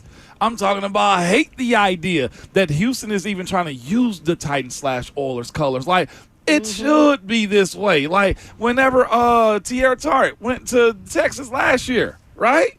You're dead to me. You know what I'm saying? Like, that's the mindset. This is the way you got to go about this. You don't want him to retire, but you'd like him to think about it. I'd like him to think about it. That's why I loved Jeffrey Simmons. Like, he's never seen Caleb Williams on a field yet, but he was the first to say 2 months before the season, like, I'm already going to be talking about your painted nails. Whatever it is that inspires them to get to bring a little hate to the game.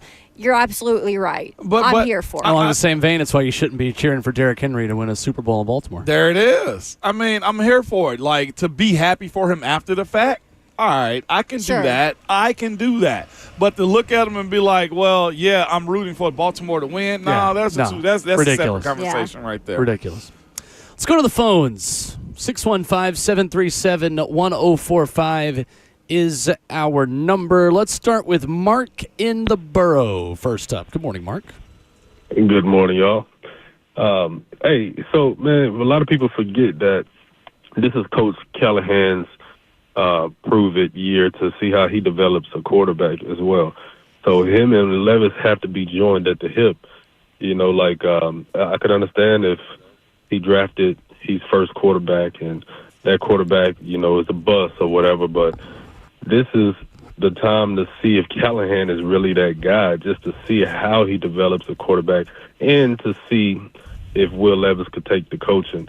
I love the fact that he's an offensive-minded coach. I would be excited to see what kind of quarterback he would draft, but I'm more excited to see how he can develop Will. Appreciate it. Thank you, Mark. I honestly think there is less pressure on him, though, to get the most out of Levis than there is on Levis to get it right from his perspective, because this is not the quarterback that Brian Callahan picked in the draft process. Like, if Will Levis stinks, then we're going to go into next year. Oh, well, now Brian's going to get the chance to pick his. Yeah. And that's going to be the conversation. Yeah, I still think, Brian Callahan, when it's all said and done, would you like to have your specific quarterback? Absolutely, especially in this day and age in the NFL. But, Callie has put his fingerprints on a lot of quarterbacks throughout the league that weren't necessarily at any point his, because he was never a head coach, and was able to still benefit them in some way. But now it is a different level because this is your team and this is your quarterback. So it is going to be an ongoing thing, but I think right now the relationship between the two is really good. Let's go to Tyler in Smyrna up next, 615-737-1045. What's up, Tyler? Hey, good morning, guys and girl. Good morning. So you guys were talking earlier about Will Levis training camp stats. Let me first say, I respect you guys talking about that, keeping track of it. It feels new to me, but I'm hearing more people do that around the league. But I just wanted you guys' thoughts. Isn't there more to the story than just a completion percentage? Like, do we know what they're actually doing in practice? You guys were specifically talking about Wednesday and them having a rough day. Do we know, is the coaching staff putting him in low success rate game situations anyways? So maybe that's to be expected from their perspective. I'm just curious if there's more to the story there. I know you guys see more than we do. Appreciate it. Thank you, Tyler. I think that's the whole discussion we were trying to have, honestly, in this hour, is that, first of all, we don't see every practice. So during training camp, we are out here 2 days a week. There are closed practices that are happening while we are not here. So, again, we give you all the information we can. You guys can make your own conclusions just the same way we will, based off of the information that we can provide you. But I think that is the question for Tyler's point, is that how much is the offense we are seeing, what this offense will be on the field in games, and where is the balance between that and trying things out and tinkering and having a list of plays where you can put a red X by it or a green check mark to say, yep, we're comfortable with this one. Yep, this one worked.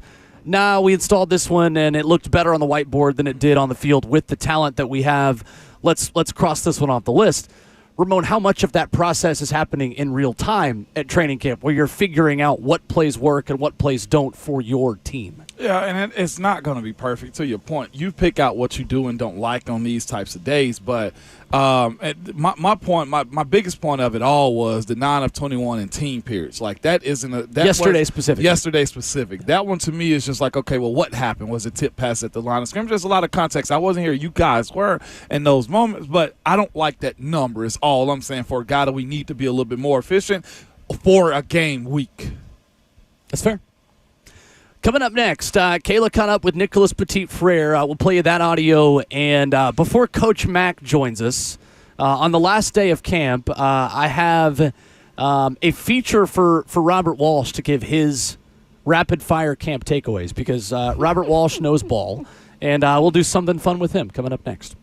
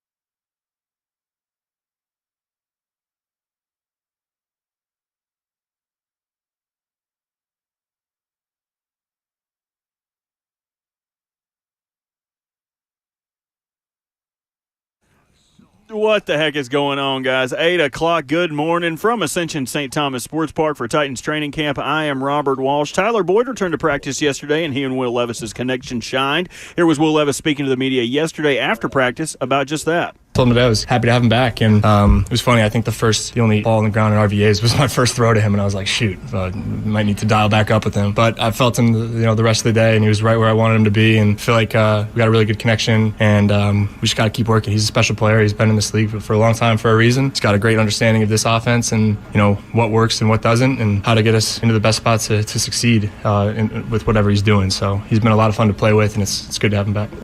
And a little bit of breaking news this morning as Falcons cornerback A.J. Terrell agreeing to a new agreement, 4-year extension worth $81 million, $65 million guaranteed. Second highest paid cornerback ever, but the highest paid cornerback extended on a 4-year deal. First games of the final week of preseason tonight, 2-game slate. Colts and Bengals kickoff at 7 on Amazon Prime, and then the Bears and Chiefs follow that up with kickoff at 7:20 on NFL Network. For all your foundation repair and your waterproofing needs, you got to go to USSTN.com. Breaking news at once on your home for the Titans and the Vols. This is 104.5 The Zone.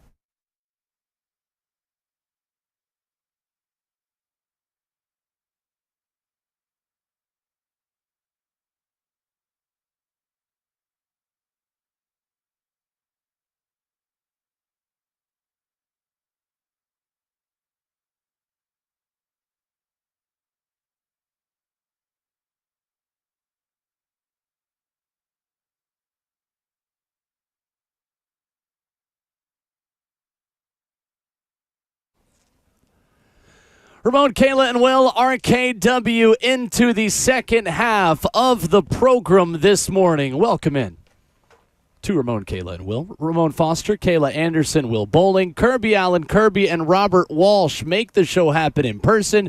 Jackson Williams back in the 104.5 The Zone studios, making us sound pretty on the 104.5 FM signal and making us look good. Thank you, Jackson. On 104.5 The Zone TV, Facebook Live, YouTube, Twitter, or Twitch. A little premature there. False start on the offense. It's a 5-yard penalty.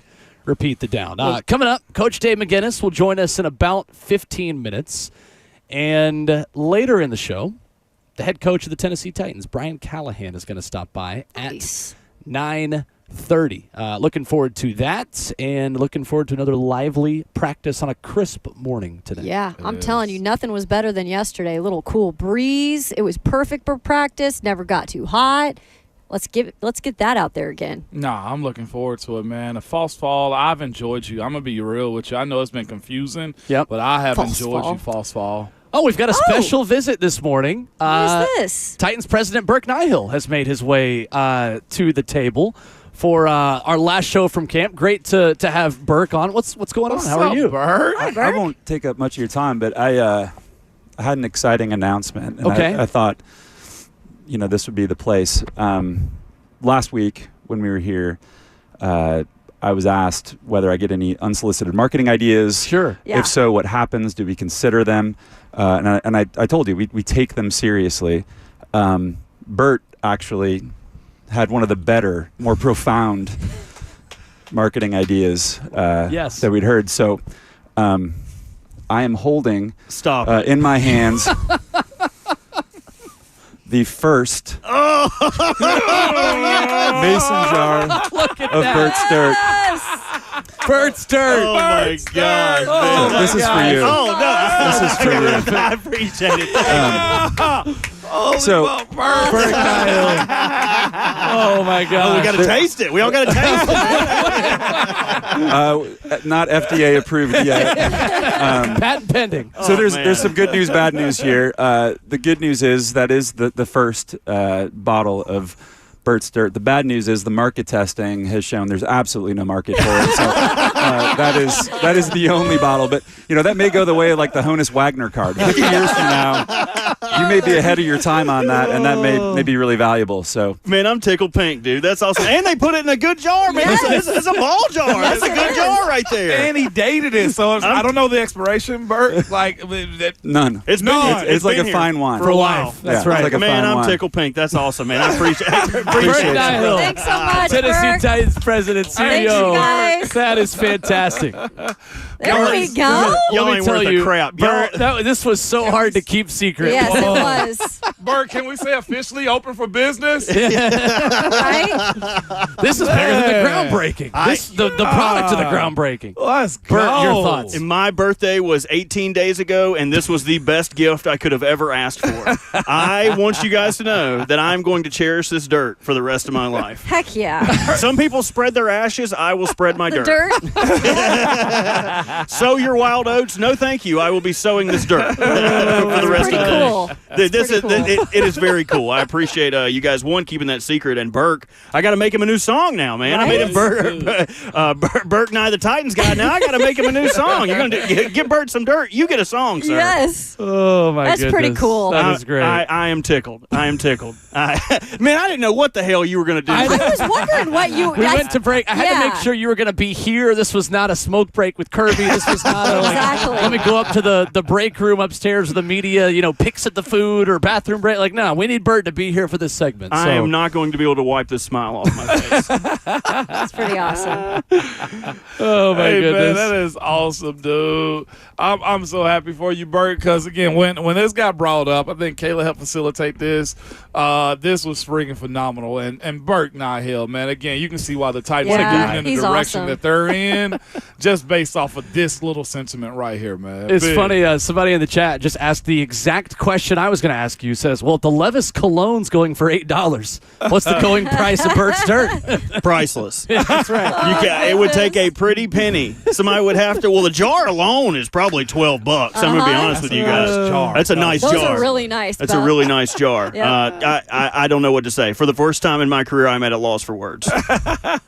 We're glad you got that. A keepsake, I'm right? tickled. I'm tickled. It's going right on my trophy Your shelf. producer could never. Literally never. This is where good Couldn't be ideas my come. producer. Absolutely not, man. And you know what? Like, straight up, like it could officially be open for business. Think about the 25 years that stadium has been there. Like, a lot of people probably has either partied in that parking lot or been in that stadium with their parents or people who are here or no longer here. Like, that is a cool sentiment, man. Like, I know it's somewhat of a thing, but Hey, watch out now. I'm sorry. Be easy with my He's jar. like, don't touch For all that. the Keep that in a case. For the people Man. asking how this started, it started on the Buck Rising show where you showed up in a shiny vest and a construction hat one morning. Masquerading. Tell the Yes. backstory of how this began for the people who are unfamiliar. Well, that mountain kept getting bigger and bigger, and you guys know I like to talk about dumb stuff. So one day I kind of ambushed Buck's show and took it over for my own purposes, and I was like, guys,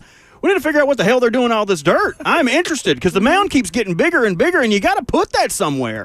So I masqueraded as a dirt expert. I don't remember what the hell my name was, but I masqueraded as a dirt expert. They had me. They had been hoodwinked by my incredible masquerading skills, and now guys, dreams come true. I'm just telling you, if you put your mind to something and you work really hard, sometimes you get rewarded. Exactly. You don't always get what you want, but sometimes you get what you need. There we go. Absolutely. And I'm going to be honest with you, that is some fine dirt. It looks good, man. That thing's clumping Yeah, up. it does. There Holding might moisture. be a worm in there. You never know, right? It's a little heavy. I don't know. Exactly. I'm never going to open it. It's like No. my granny's ashes. It'll sit on the hearth for the rest of my life. Ashes to ashes, dust to dust. And dirt to dirt. I just see you I see Robert in 20 years having this just displayed on his mantle. And the question, where's that come from?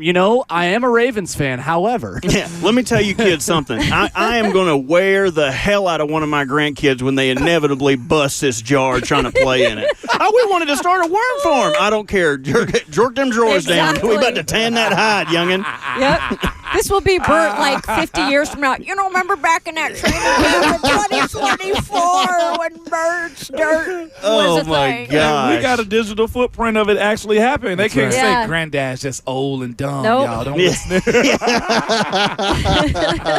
I'm tickled. That's awesome, guys. I appreciate that. That is Good big stuff, time, man. So look, hey, this is what surprises in businesses open, Bert. I'm here for it. I'm absolutely here for it. Can I hold your jar?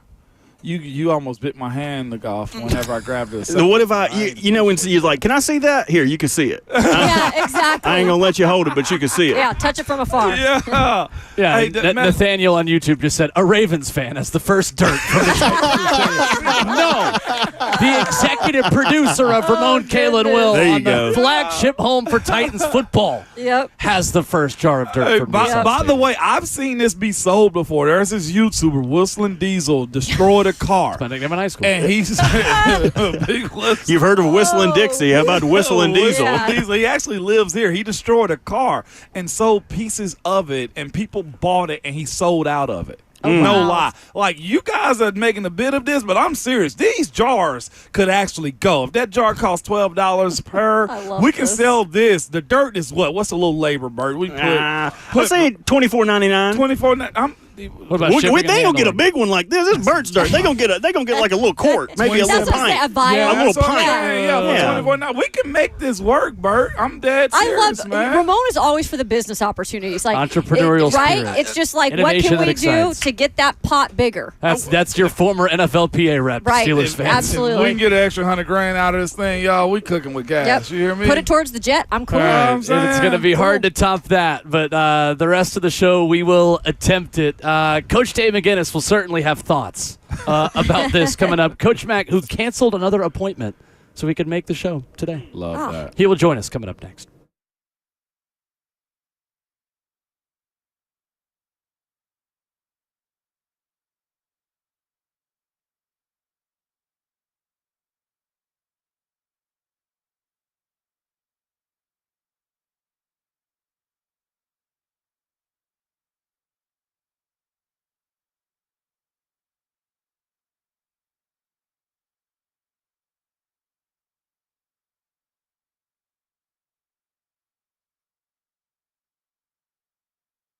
Hey, it's Will Bowling. You deserve all the comforts of home, including endless hot water at your fingertips. And tankless water heaters powered by new recirculation systems save energy, money, time, and space.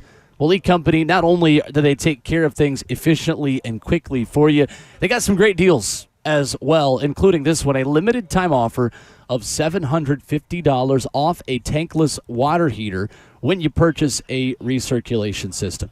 And to make the heater even sweeter, qualified buyers receive 18 months of 0% financing. You got to take advantage of this offer today. Call my friends at League Company at 615-567-1000 or go to leaguecompany.com/promotions to get $750 off a tankless water heater today. That's 615-567-1000 or online at leaguecompany.com/promotions to get $750 off a tankless water heater. That's League Company. All you need.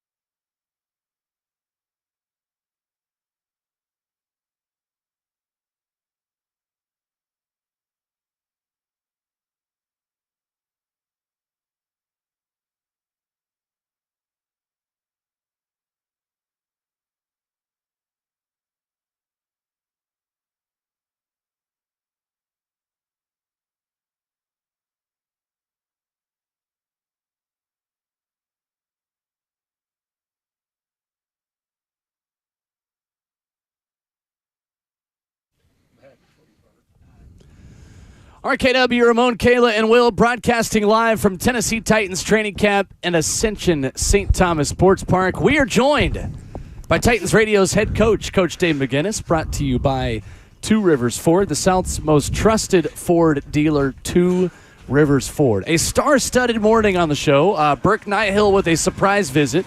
Brian Callahan coming up at 9:30, and Coach Mack. What more could you need? I know. So, I mean, that's about it. I'm very impressed, Coach. Major kudos to Burke Nighthill. And I'm not sure, but I think he probably has more important things to do. Yeah. But to bring that out here and to present it in a very ceremonious fashion. That's right. It was outstanding. And Bert, I mean, he's just giddy. I know. I mean, it's. I mean, I've seen kids excited at Christmas before, but that's the level we're on, which it should be. Yeah. Absolutely. And I major kudos to Burke Nighthill for taking time out of his busy schedule, which is jammed, I'm sure, to present Bert with his dirt. Yeah. Pretty solid. Pretty cool stuff. It was, man. Pretty solid. Good on him for playing our reindeer games, Coach Mack. Major kudos to him. He made a kid very happy. Yes, he did, right? Kid in a candy shop today. He's carrying that jar around Yes, he now, is. Coach Mack. I'm glad. Yeah, he showed it to like me. a Wouldn't let baby. me touch it. He just showed it. Yes. That's right. He looked at me when I grabbed it, Coach He Mack. said, Said, "Get your hands off my dirt." Dirty paws off my dirt. I could just tell the way he was staring at it. I wasn't going to touch it. He let me look at it. Coach Dave McGinnis with us here from Titans training camp. Coach Mack, the preparation process for a final preseason game. Will Levis said yesterday, this feels like a full game plan, a full install of what a normal game week is going to be like from Wednesday all the way through Sunday. How much of a real dress rehearsal is this for this team? Well, I mean, you got the head coach coming on, right? You can ask him that. Perfect. I don't know. I've done it a lot of different ways in my time. I haven't seen him yet. I will say this. Of course, can we say this? Maybe not. You tell us. You're the boss. That's for forgiveness later, Coach. Yeah. Well, because I get to come to every practice, so Sure. there's things that I can't say. But you need to ask him as far as to ask Coach Callahan as far as to the depth that they've gone into preparing for this, because I've done it a lot of different ways in all of my years of coaching. And a lot of that was when it was the third week of a 4-week preseason thing, and one of the main reasons that we did it is not only to get the guys in sync with it, but also to be able to get the guys, and Ramon can speak to this, it's different when you've got a prep team looking at cards and learning how to get all of that. That's a procedure. I mean, that's a procedure. And that's a real procedure that goes into it, over and above the late meetings at night, putting together, first and second down, and then third down, and then short yardage and goal line, and then red zone. So I don't know how deep they've gone into this. This would be a question for, and Coach Callahan's been pretty open with the things that he said. But this being the third one, and the fact that he's going to play his starters for what did he say, 3 series ish. Yep. If he's going to do that, well, then I'm sure that they've dialed this thing in a little bit more. Coach Mack, the thing I want to ask him as well, and I'll ask you the same thing, is this final preseason game essentially a final exam, or is this a third of the process? No, the final exam is in February. Well, sure, but in terms of guys making the roster, January. Well, no, back into the roster guys. Yeah, no, these guys have pretty much kind of shown who they are going through the process. The thing that this part of camp shows you is who's got the staying power mentally to be able to dial into what this is going to be. Because it's very, very easy, and we've all seen it. I mean, I've seen it throughout my years, and just to relate it to what goes on here, the years that I've been here, I have seen guys that have been all Metro Center that, I mean, then it's so this is a grind. This business is a grind mentally. People always talk about the physical aspect of it. The mental aspect of it, for coaches and players, is the consistency of staying on top of the pressure that's week weekly as far as to having to win a game every week. And so they're finding that out about these guys right now, because you're at a point in camp now where the stress on the guys that are trying to make the back end of a roster is probably starting to show a little bit.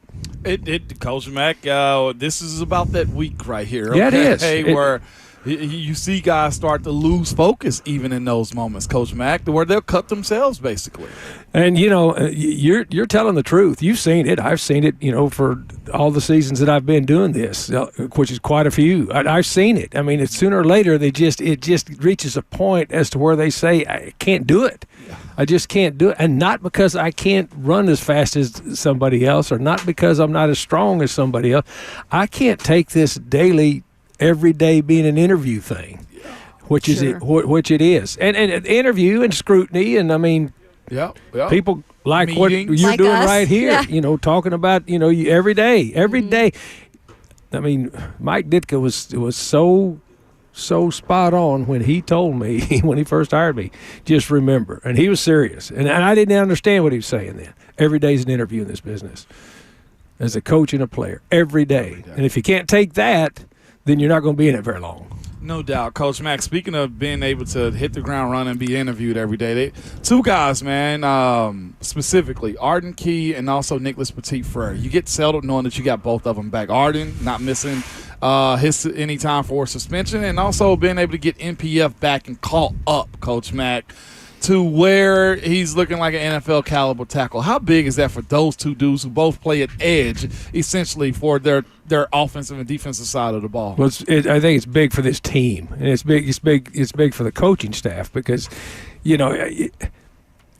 we know where this roster is being reset. So everybody that is above the capability line right now in this reset, you need them. And so that was big, getting both of those guys, and just they need to continue to progress, because both of them are, and NPF coming back. I think we always had the idea that he would get a shot at it when he came back, but until he's out there and doing things with Bill Callahan, you don't know, And so I'm glad he was out there. Arden, I can say this, that during my years of coaching and when I was involved in some of these types of issues, there are some of these issues talking about suspensions that people never know. I mean, I've been involved in about 4 situations where we knew that there was a chance that something would go on, but it was never released and revealed one way or the other until, a decision had been made. And so, I mean, I've still never seen anything specifically, on this other than Jeffrey Simmons. I mean, right, yeah. And I'm just being honest, because I don't ask. I could ask all the questions I wanted to because I've got access, but I don't. But I've been in these situations where you don't know, because it's handled at the league level, and it's only filtered through some very high levels in this building. So, that being said, I'm glad he's available. From a veteran pass rusher to a rookie, a 7th-round pick out of Michigan, we've seen him ascending during training camp. What have you liked out of Jalen Harrell that could make him a part of this roster? Well, I mean, he's done everything he can with his chances. Okay, now, this is a physical guy.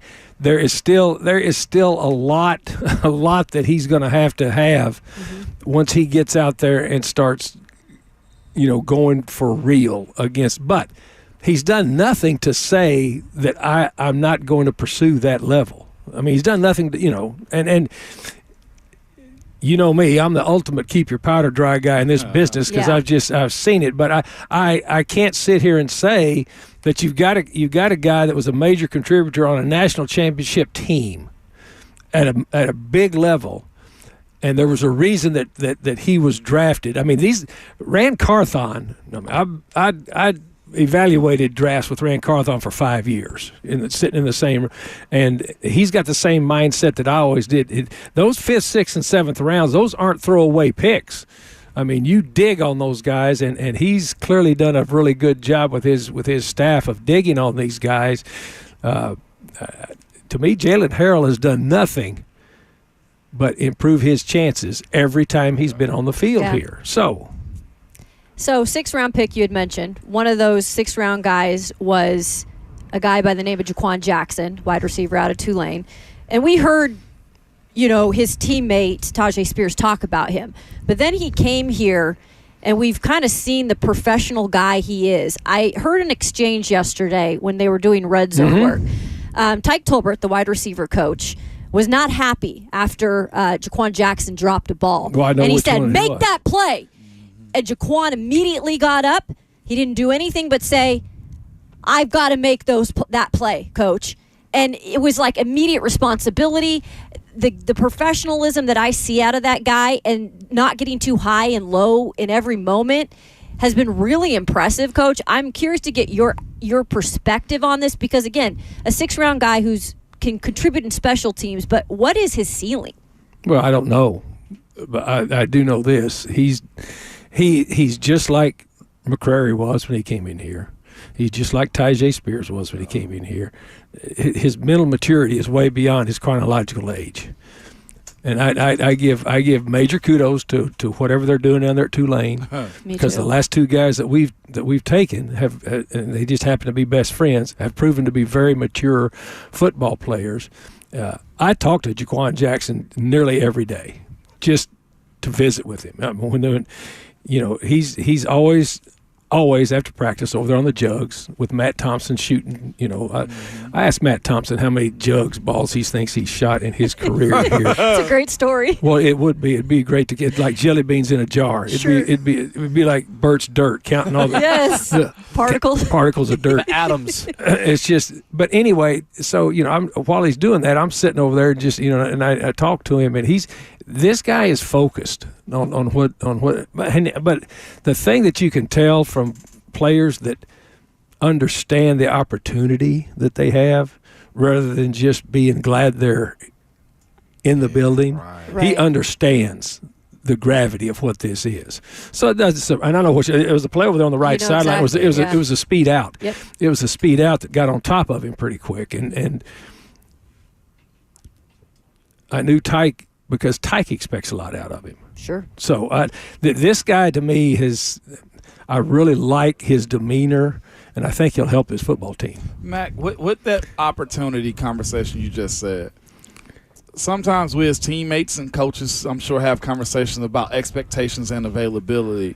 As it pertains to, just the constant situation of something going on with Treylon, where do you box that in at? And I know football is 100% injury rate, Coach Mack, but at some point players have to either change their training, change their mentality on the idea of being available to where you help yourself be a better player, Coach Mack. He got pulled up yesterday, and again, it was at the end of practice, so we don't know if he would have been able to come back.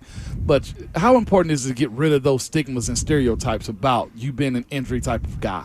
Well, I know the play. It was the back shoulder play where he went up high, and he's gotten hurt twice going really high. Because look, when you can jump that high, if you're off about, well, no, you didn't have to worry about that. Yeah, nobody at this table's ever had to worry about jumping that high. Clear about that. Yeah. Right. So you might want to try sometime jumping off about a 2-story building and land on your head, and then see whether you stay in there or limp off. That might be number one. Let's everybody try that. Does barbed wire fences count? It's got to be from a height, and you've got to be, you're trying.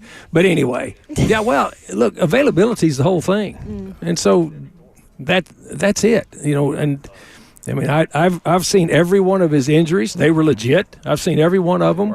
But you just, this is an unforgiving profession. It's unforgiving, and unforgiving in the aspect of sooner or later, just you got to be out there. And so that's my point. And I never belabored the point with any of my players, but I did know this, that we're going to put somebody else out there if you're not. Right. We're going to put somebody else out there because the show goes on. They're lined up like cordwood wanting these jobs. Exactly, and that's I guess the point of it all. At some point, coaches have to. All right, well, next man up is going to be. Well, it's not. Eventually, it's as soon as because you got to play with 11. Yeah, you got to. Yeah. Yeah, unless you're Derek Dooley in Baton Rouge playing with 14. I'm not bitter. Coach Mack, as you look at James Williams at the inside linebacker position, Brian Callahan says he has no idea how good he can be.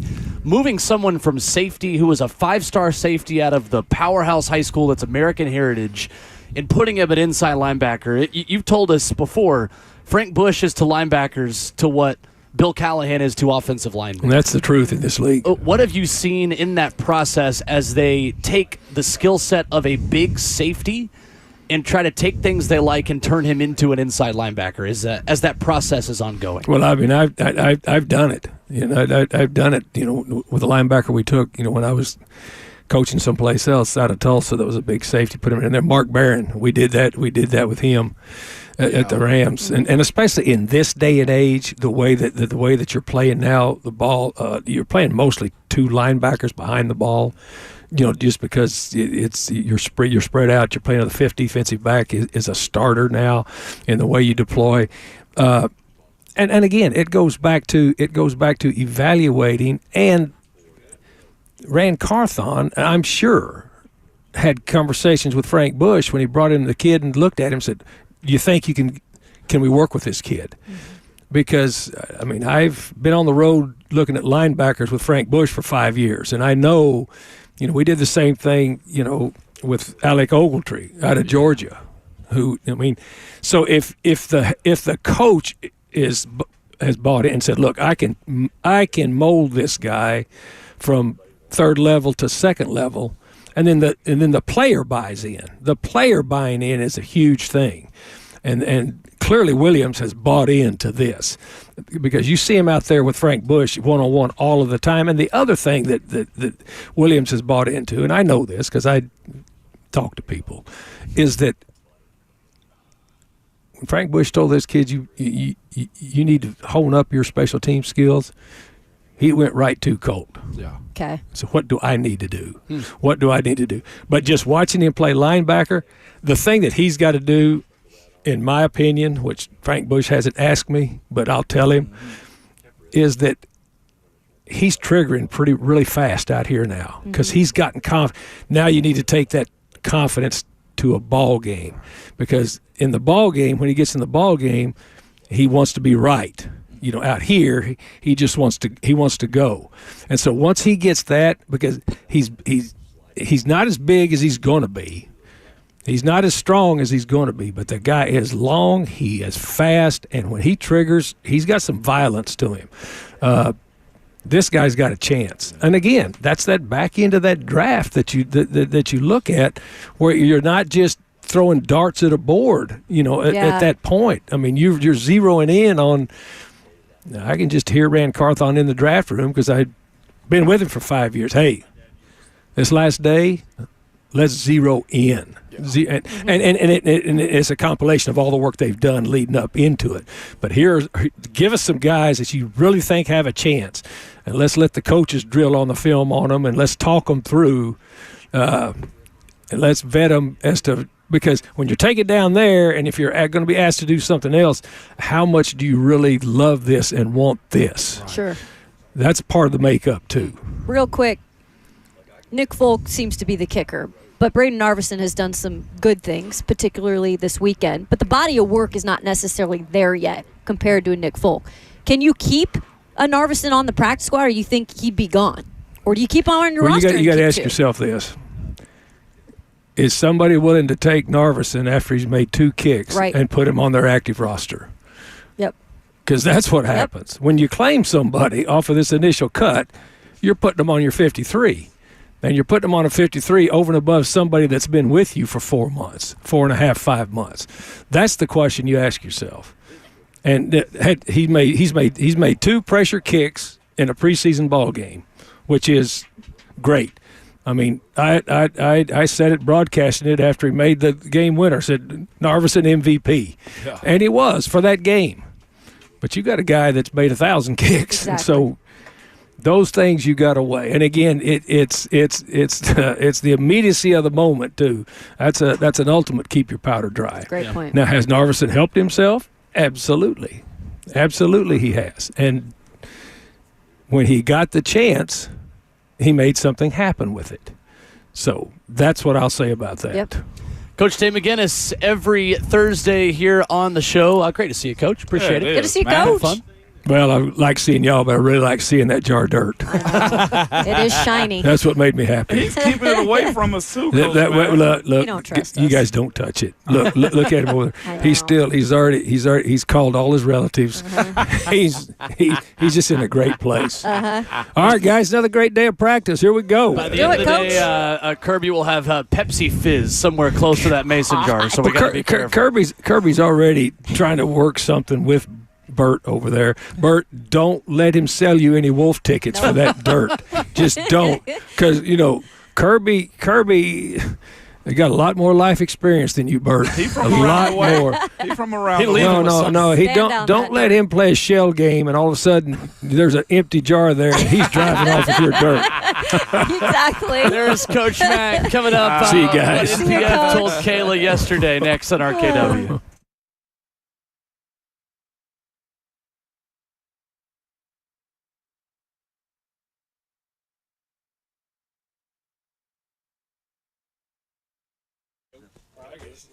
Hey, what's going on? It is Will Bowling. Throughout their 74-year history, Whataburger has been known for quality and big flavor. And they've got 16 Middle Tennessee locations spanning from Clarksville to Murfreesboro. And in the mornings, now through August 30th, if you go to Whataburger, you're going to get a free 12-ounce hot coffee or a 16-ounce iced coffee with the purchase of any breakfast entree. From 11 p.m.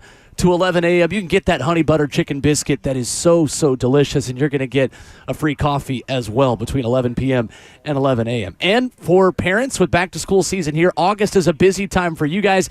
Whataburger wanted to do something special to help make things easier. Every Tuesday in August, parents get a free kids meal with the purchase of any meal in-store at Whataburger. That includes all your favorites, Just a Burger, the grilled cheese, the 2-piece Whata chicken strips, or the 4-piece Whata chicken bites. The classic number one with cheese, the best-selling item at Whataburger. I love the honey barbecue chicken strip sandwich. Go see these guys. 16 Middle Tennessee locations spanning from Clarksville to Murfreesboro. 74-year history. That's Whataburger, just like you like it.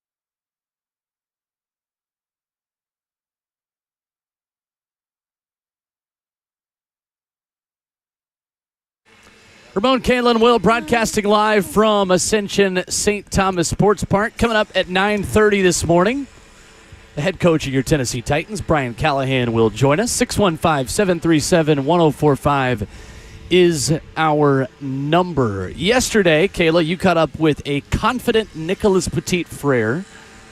Every time he talks, he sounds like a different person to me than he was at any point last year. And he at the podium has said, I'm the kind of guy, once I get comfortable in a place, I come out of my shell. And he feels like he is in that position now. Here is Kayla off the practice field yesterday with your right tackle. It's been amazing, It takes a lot of work. It's a lot of film study. It's a lot of repetition and trying to make sure that you get the technique down because he's a very technical guy, and all the stuff that we do is very technically sound. It takes a lot of reps. It's different than what I've been doing before, but I enjoy it. I love the challenge, and I love being coached by him. So when you were out and weren't able to be on the field, in the film room, you feel like you were caught up enough? Because it doesn't seem like you really skipped a beat once you got out here and actually did the physical stuff. Yeah, I mean, that's a testament to him and how much he drills people, not only on the field, but also in the film room as well. But there was a lot more I still needed to do. There's a lot of stuff that, a lot of reps I needed. So it was amazing to be back out here, but that's just a testament to him, and that's a testament to the guys in the room. All the older guys were helping me out. All my teammates, all my online teammates were making sure I got what I needed to get into the swing of things and feel like I'm involved and understand what's going on. It's crazy to think like a couple of years ago, you and Dylan were fighting for that right tackle position. Now you're side by side. How is that chemistry building with you two? I mean, it's great. I mean, but at the end of the day, it's the NFL, so It's always a competitive league. There's no bloodlust between each other. It's always about competing and trying to figure out who's the best.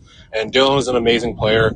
I knew that coming in. I knew that it was going to be a challenge for me to compete against him. And he's one of the best players I've played with in my lifetime. So I'm happy to be around him. I'm happy to play with him, to have competed against him, and for us to keep building and keep growing our relationship. Speaking of, what are you hoping to see in this final preseason game, Nick? Maybe especially on the right side and with Dylan out there as well. I just want us to be efficient. I want us to be able to do our job, make sure we know our assignments, for us to play hard, play physical, play tough, and for us just to know our assignments and do the best we can to build ourselves to getting ready for the Bears. As kind of this, I'm sorry to just answer this, but kind of the crash course for you, coming in a little bit late, the offensive line coach, how has that gone for you, and do you feel like you're caught up, I guess, at this point? I mean, I'm still working. I mean, you can never be caught up. That's why it's preseason. We still have a lot more reps to do. Every single one of us out here are still out here practicing and getting better, and we still have one more preseason game and then one more week right before the season starts. So there's a lot more opportunities for us. Yeah. There you go. Nicholas Petit-Frere yesterday off the practice field. He has looked better than I expected he would with the amount of time that he missed. Yeah, and Ramon, I'm interested to get your take on him in particular because this was a really big talking point up until he actually joined them in training camp, because we said with this technical of offensive line coach and all the details that he uses every day, we continuously heard about them building every day on the technique part of it. So for him to come out here, yeah, you're seeing it in film study and certain things like that, but to actually physically get out here and not seem like it was such a hole he had to dig himself out of, that's what I was impressed with. But again, I'm not looking at from an offensive line perspective who played the game. Well, that's also, that tells a lot about his pedigree and his athletic ability too. Those two things on the forefront of what he puts on display. And as of late, when you have a coach that teaches you good technique and you also are a talented person, it doesn't take long. It's a matter of conditioning, getting his legs underneath them, and understanding the scheme. The great pickup by him yesterday, Caleb, by you picking up that intel for him again. As much as they drove in the meetings room from Coach Bill Callahan, again, most of this comes down to how you ingest information. He seems to be a guy that does well in the classroom and brought it right out here to the practice field. And him mentioning that Coach Callahan is an everyday rhythmic drill type of guy. You have no choice if you're receiving of the teaching but to catch up. It's just that now that you have a guy that's talented, got the size for it, and seems to just uncuffed himself on what his expectations were and are for this team. Yeah. NPF has not looked bad in any context. I've not noticed him getting blown by the way I have other offensive linemen since we've been out here. Heck, even as much as J.C. Latham. I mean, defenders have picked up that J.C. Latham can get beat inside. And, again, yesterday I thought J.C. did a better job of protecting the inside, because that was the move the Seahawks used to consistently beat him in one-on-ones. NPF has not been as good in one-on-ones, in my opinion, than in team periods. However, it's also easier to evaluate for the untrained eye, which I would consider I have two of, for offensive line, a one-on-one versus a team period. But I don't think he has been as rusty as I feared he might be. I fully agree. And with you've you. got two trained eyes, so that's great coming from you. So much so that what we thought was going to be the guy in the lead for this, John Njoku, is not in there. Or also Jalen. That was a three-man race. If you were tuned in to Football and Other F Words last night on 104.5 The Zone TV, our new podcast with our new teammate, Zach Lyons, hosting with Blaine Bishop 1 to 3, they talked about that John Njoku is making some mistakes that he wasn't even making in college. And in preseason games, John Njoku is not close to the player that he was when training camp started and he was the starting right tackle out here. It has been odd, the regression that he has showcased from being the ones to maybe being a fringe, not even making the roster guy at the right tackle position. Yep. Crazy. Coming up, hour number 4, what you want to hear from Brian Callahan today. We'll preview that interview that is coming up at 9:30 this morning. That's next.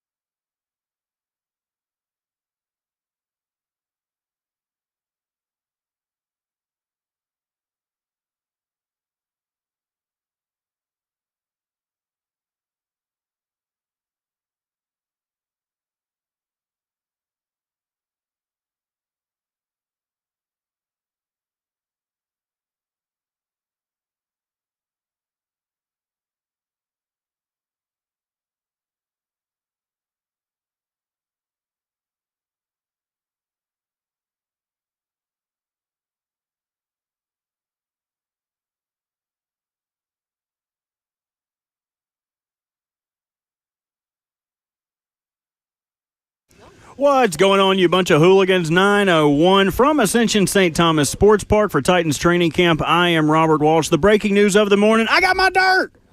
But I guess if y'all want to hear the Titans news, Tyler Boyd returned to practice yesterday, and he and Will Levis' connection shined. Here was Will Levis speaking to the media after practice about just that.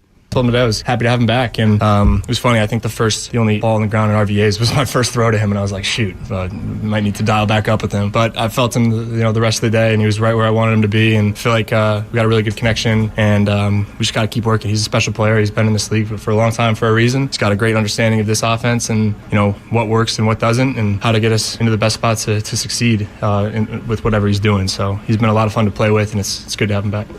To the Denver Broncos, where they are the third team who drafted a quarterback in the first round to name that rookie their starter. Sean Payton announced Bo Nix will start week 1 against the Seattle Seahawks. Across 2 games and 1 start, Nix completed 23 of 30 passes for 205 yards. He logged 2 touchdowns, no turnovers, and posted the second highest passer rating in the NFL among quarterbacks, behind only Mac Jones. First game of the final week of preseason tonight, 2-game slate. Colts and Bengals kick us off at 7 on Amazon Prime, and then the Bears and Chiefs kick off at 7:20 on NFL Network. For all your foundation repair and your waterproofing needs, you got to go to USSTN.com. Breaking news at once on your home for the Titans and the Vols. This is 104.5 The Zone.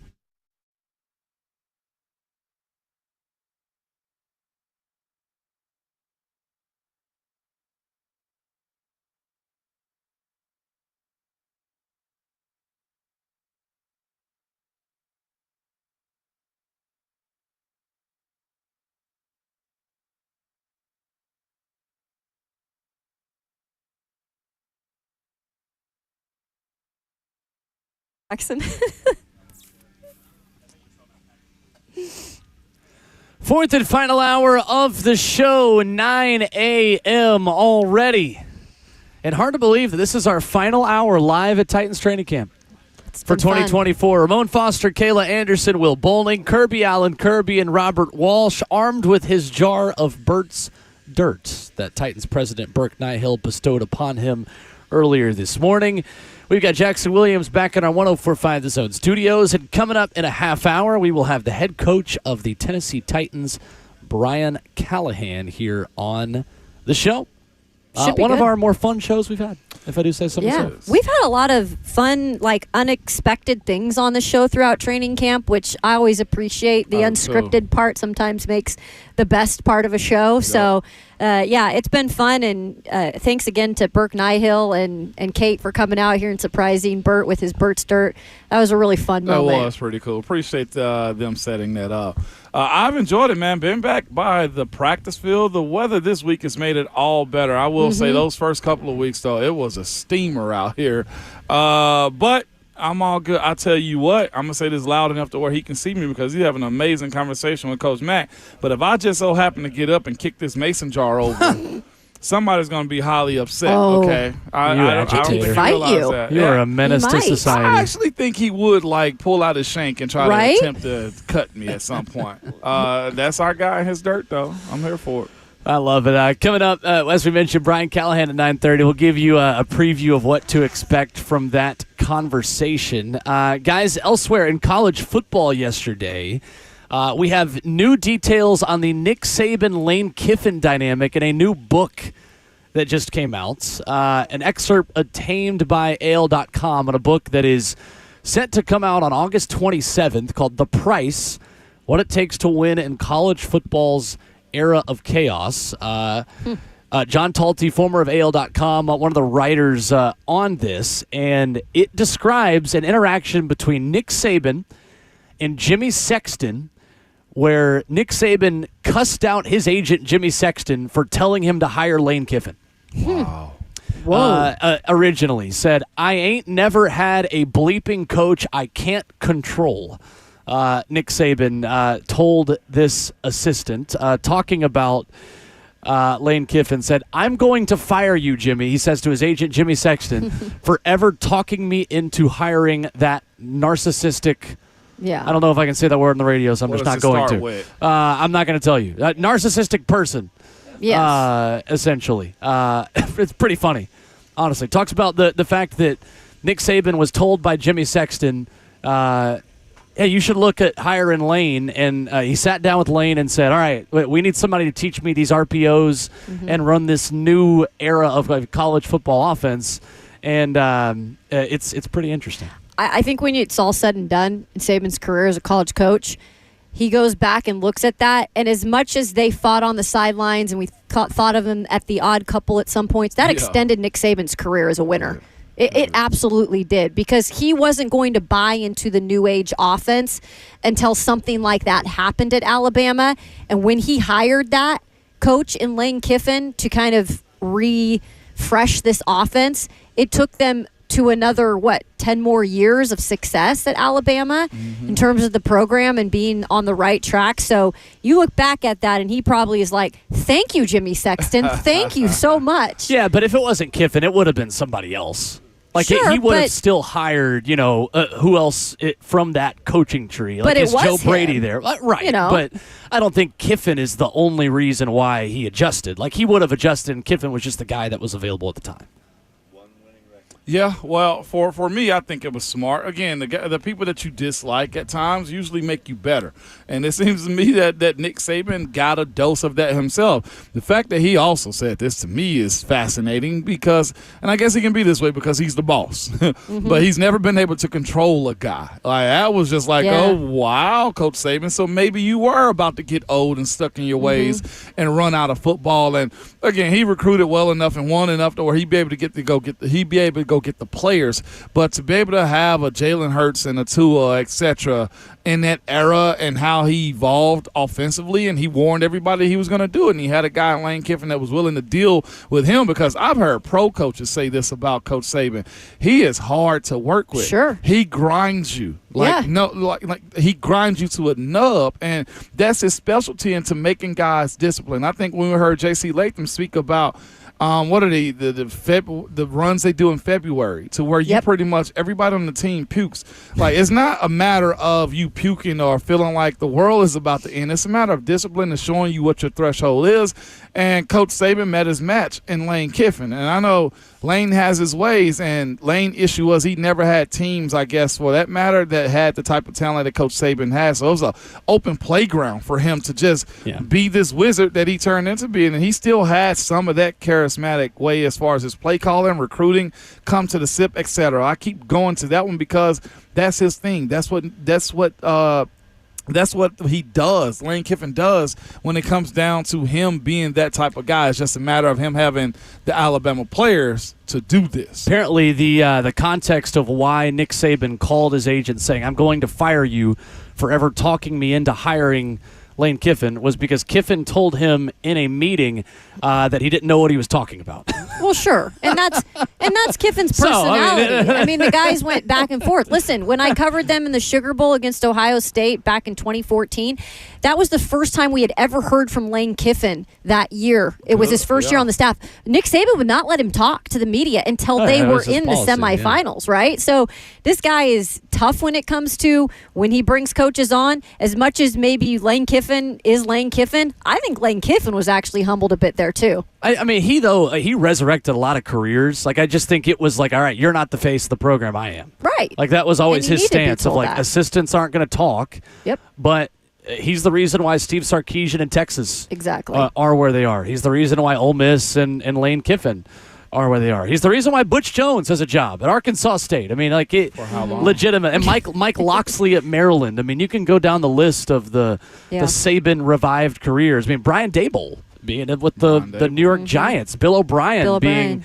at the places that he has been. He kind of had a career before. His didn't need to be resurrected in the same way. We appreciate Bill O'Brien, though. We do. That butt chin is great. Well, more so the 52-49 win that a certain Tennessee team had over the man, the brain in that head, not necessarily the physique itself. But interesting. I'm fascinated to hear more about that book and about the specifics of the Saban era in Tuscaloosa. 615-737-1045. Coming up, we will preview our conversation with Brian Callahan, and you can answer the question for us of what you would most be interested to hear from the head coach, who's set to join us in 20 minutes. That's next.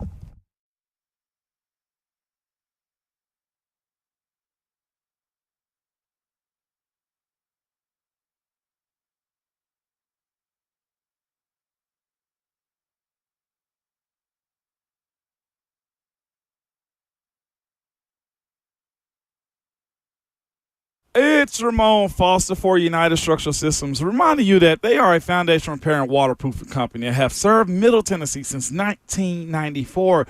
They have more than 25,000 satisfied residential customers. Here's how they do that, all right? It's just like their back-to-school special that they have going on right now all through the month of August. Y'all got to get in on this. Well, they're giving you 10% off any job over $2,500, same as cash, where it's no payment, no interest for a year. It ends August 30th, as I just told you. You can get free inspections done to your home. The other services that they also offer are foundation repair, basement waterproofing, mold treatment, and that concrete leveling that you don't think about until somebody trips on your property. It's simply this with USS. We guarantee our best. Call USS at 615-488-7855 or online at USSTN.com.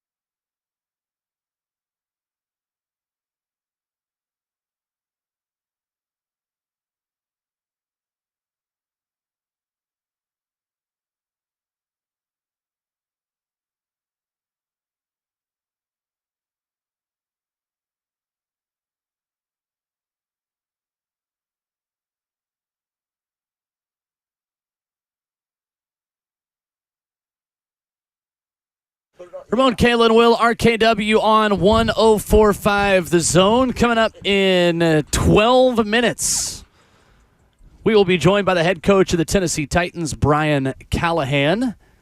What do you want to hear from the coach today?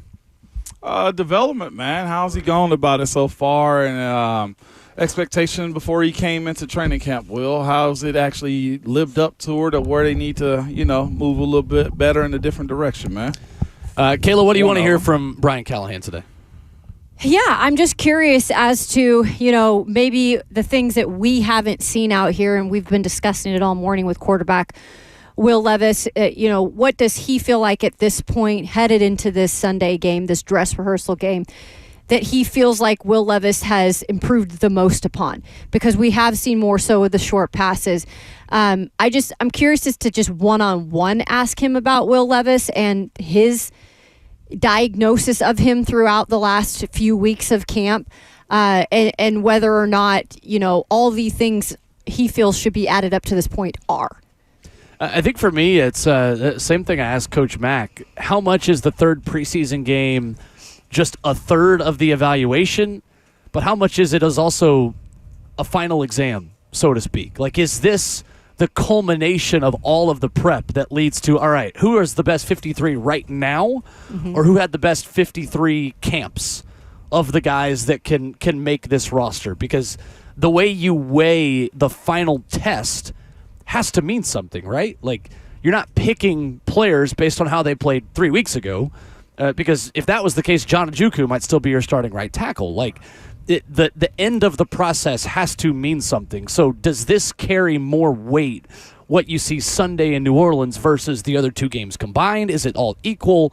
That's what I think would be interesting to know. And I wonder, have they communicated with New Orleans too? Coaches are very cordial. They see each other, know each other, the same circles really that run together. To pretty much say to your point, all right, we need a couple guys that we need to see a lot out of, and because of that, I need you guys to go a little bit harder this week. Like, treat it like a game week. I wonder if that's the case, then yes, Will, this third game is going to mean a whole lot, and it'll be, to your point, bottom end of the roster type of guys that are trying to really make this team. Like, I look at this Hassan Haskins and Julius Chestnut situation is very interesting on the. Once the ones get out, and seeing the operation also of how he puts in Tajay and Tony Pollard, that to me is going to be very fascinating. Will we get an opportunity to see them motion them out, put them up against a DB and see if they can catch the ball that way? Well, this is a big week for a lot of different reasons and for a lot of different guys. And I'll even jump out there and say primarily the starters too, like Tavondre and Jeff working together, and not just this is the warm-up. Like, now that Tavondre's played, well, he didn't play last game. Well, he's been in the stadium with Jeff before, and now he gets an opportunity to be there even more in a more serious, closer to the regular season moment. That is so big for this team, to seeing how they can operate. One comment on YouTube says, we're talking too much about length of passes. Short passes win Super Bowls. Brady's got 7 rings being Charlie checkdown. Just make the right play. Ramon, you're already shaking your head. We've all acknowledged that. Yeah, I think that's most of That's not what we're saying. No. If you think that's our take of criticizing short passes, I don't think you understand the argument we're making. I think the point is that yesterday he went 9 of 21 throwing about 20 short passes. Yeah. And the fact that he's thrown 7 or 8 interceptions by throwing short passes. It's the tipped balls that are ending up in defenders' hands on short passes. So the point is that he's still learning how to be efficient while also being, quote-unquote, Charlie checkdown. I have no issue with him being a checkdown guy. I would almost rather him be more of a checkdown guy versus what he's been for a lot of his career. But that is taking time to adjust for Will. That's the biggest thing I feel like he is still working on, is that timing over the middle and in the intermediate 10 to 15 yards down the field with his wide receivers. I mean, think about it. Today's game at almost every level is what? Throw to the flat, get the ball in the athlete's hands. Throw the 5 yards and let the tight ends or the slot wide receivers get upfield. I love that style of offense. I absolutely do. I don't care about the deep passes. We're specifically talking about the dinking and dunking right now that is 9 of 21 or whatever that number was. Like, that to me is where the issue lies. And again, what I don't have context on is, did the receivers just straight up drop the ball? Was it in a bad spot? Was the receiver not in his spot? Did he have room from the offensive line, and was his pressure there? We're still asking for the efficiency of it. I told you guys time and time again, we got to a point where we had to get to a point in our quarterback's career where we had to protect him more. So we went to a quick offense and develop a rhythm for that, and then we build up on that. But what you did see is a guy that can deliver the ball when you needed him to. Like, you can mention Brady all you want to, but as it stands right now, he's not him. We got to see him be the better version of himself before we even talk about the deep passes. I'm not opposed to – I love this efficiency style of offense that they're giving him the ability to run. I absolutely love that. We just need to see the production. Yeah. Absolutely. Speaking of Dinkin and Duncan, pumpkin coffee back today. Yeah, Speaking right. of Duncan at Starbucks. Yep. Duncan next Wednesday, so they're slacking a little bit. But that is my tradition before the first high school football game of every year. I celebrate fall by getting a pumpkin coffee on my way to that high school football game. And what do you know? First high school football game's tomorrow. I saw it on the menu today. Franklin I was and like, Centennial. should I get So- one? But then I was like, I'm not a pumpkin If girl. you see me around 4:30 p.m. tomorrow getting to Franklin High School for the game, yes, I will have some kind of pumpkin coffee in my hand. Coming up next, the head coach of the Tennessee Titans, Brian Callahan, will join us after this.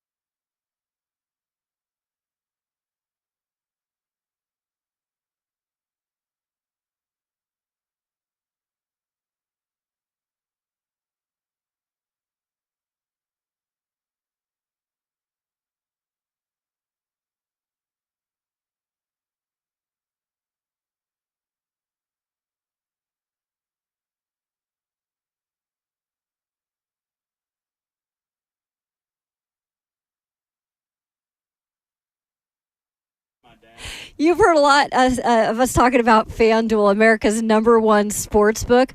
Well, we have a little something different for you. Now through September 22nd, all FanDuel customers can bet $5 and get a 3-week free trial of NFL Sunday Ticket from YouTube and YouTube TV. So with a YouTube TV base plan, you're going to be able to watch every regular season Sunday afternoon out-of-market game.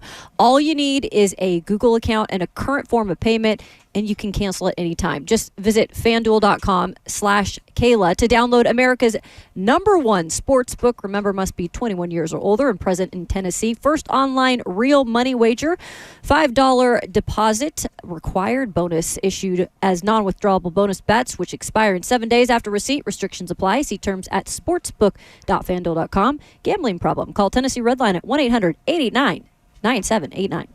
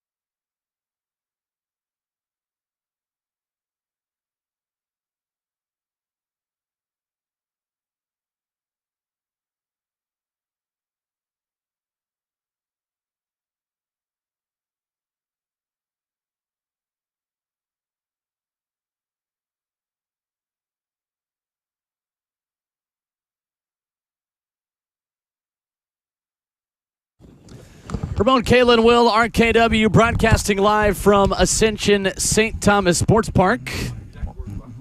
Live here on 104.5 The Zone, the Buck Rising Show up next as practice happens here this morning at 10 o'clock. He will have you updated at the end of practice on everything that happens, as well as Tyler Boyd. Yeah. Right off the practice field on the Buck Rising Show later today. We've got Brian Callahan coming up any second. They are wrapping up meetings here at Ascension St. Thomas Sports Park. They are headed down this direction, so we'll be joined by him in just a moment. Looking forward to have Coach today. Guys, give me the player you want to watch the most closely at practice today, real quick. Rapid fire as we wait for Coach. Ooh, okay. I like it. That's a good one. I'm going to go with Treylon Burks if he's out there. Okay. Yeah. I like it. Yeah. That sounds great. That's a to rapid me. pace they're walking over. I didn't know what you were talking about when you said they're walking over here. That's right. That's some fast walking, Coach. Coach That's Brian true. Callahan joining us here this morning on the show. We'll get him set up. Coach, what's going on? How are you? I'm fantastic. Yeah. Welcome. Thanks for having me. Absolutely. In person? Yeah, it's great. Great to have you here. How's your first training camp as a head coach treated you? It's been good. It's been fun. I think we've had a really good camp. I'm pretty happy with how the operations went, how the practices have gone. So I feel really good. Heading into the season. It's about as good as you can feel, I guess. And the weather this week. Dang. Yeah, that feels like it's October. Right? Yeah. Don't believe it, Coach. Don't believe it. I know it's a false tell here. Literally, Yeah. Exactly. we have an unofficial calendar of what it's like living in Tennessee, and as a new Middle Tennessee native, we have to educate you on false fall. Yeah, You're getting your very first false fall right now. And so it's going to crank back up at some point, I'm sure. Next week. Yeah. 100%. Never believe it, Coach, at all. Coach, obviously a lot of conversation about Will Levis, about your quarterback and his maturation process. I know he talked yesterday about going through kind of a game week process this week, moving forward into Sunday's game. How much of this week really is starting now versus just on Sunday a full dress rehearsal for you guys? That's the best way to put it. It's not totally what a game week would look like because the practice schedule is different. We're still sort of under a training camp regimen this week still, but we're using a lot of the meetings to preview, what that process is going to look like. So our team meeting was what our Wednesday team meeting will look like. It's the introduction to the opponent, a little more focused on actual playing a game and against somebody else, whereas these first two preseason games are a lot more about, look, here's a little bit of what they do, here's how we're going to run against them, but you're not really prepping that way. This is a little bit more of a dress rehearsal in the preparation part, so we're having our meetings, our red zone, our third down, just what that process looks like, who's involved in it for the coaching staff, because for us as well, we're all new working together, and this is the first time we're going through a game planning process, so I get to hear guys' ideas and how they go about it, and then we can kind of refine what I'm expecting as well. So it's been really beneficial.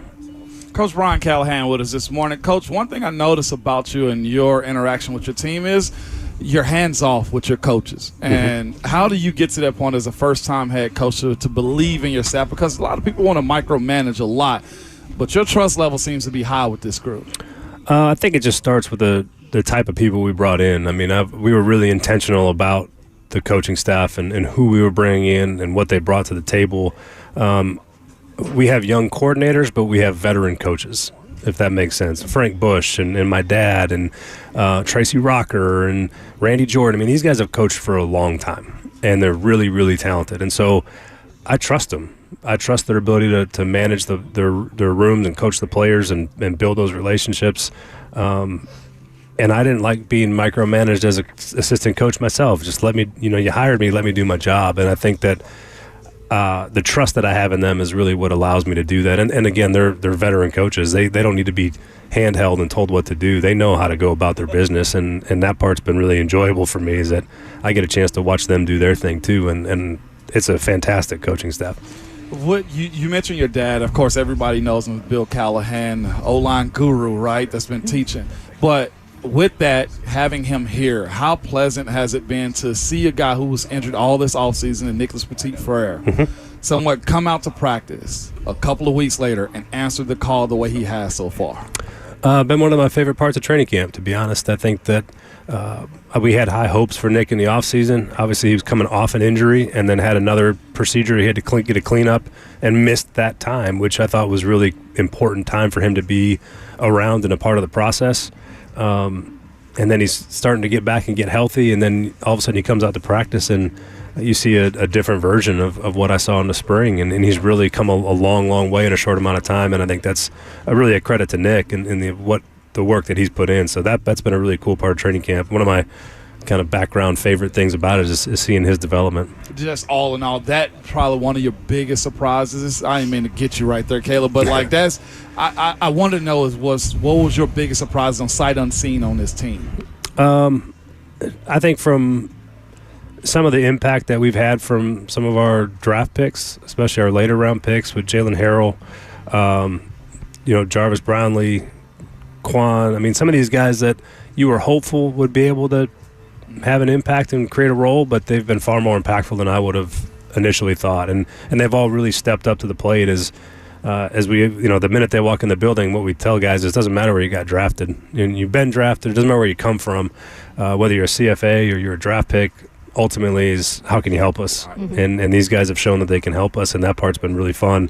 I wouldn't say a surprise, but it's been cool to watch those guys rise to the occasion and make plays and try to carve a role for themselves. On the note of that, too, kind of carrying off that, when it comes to either a rookie or a guy that's maybe been on this team before and hasn't had the confidence to maybe perform to the level they should be able to, where in your career did you pick up as, when I do become a head coach, I want to be able to find that happy medium of, making it hard out here, but also installing that confidence from the get-go? How important is that in development of these guys? Because we're seeing it and we're hearing it from them. Yeah, I think that I've always believed that probably goes back to my high school experience. Truth, I mean, those are things that I believe very kind of deeply in my core philosophy of what coaching is, and you have to do hard things. I mean, practice should be hard. Training camp should feel hard. There should be days that feels like, oh man, this is going to be a killer today. I just, that's how it should feel, because that's where growth happens. That's where you get better.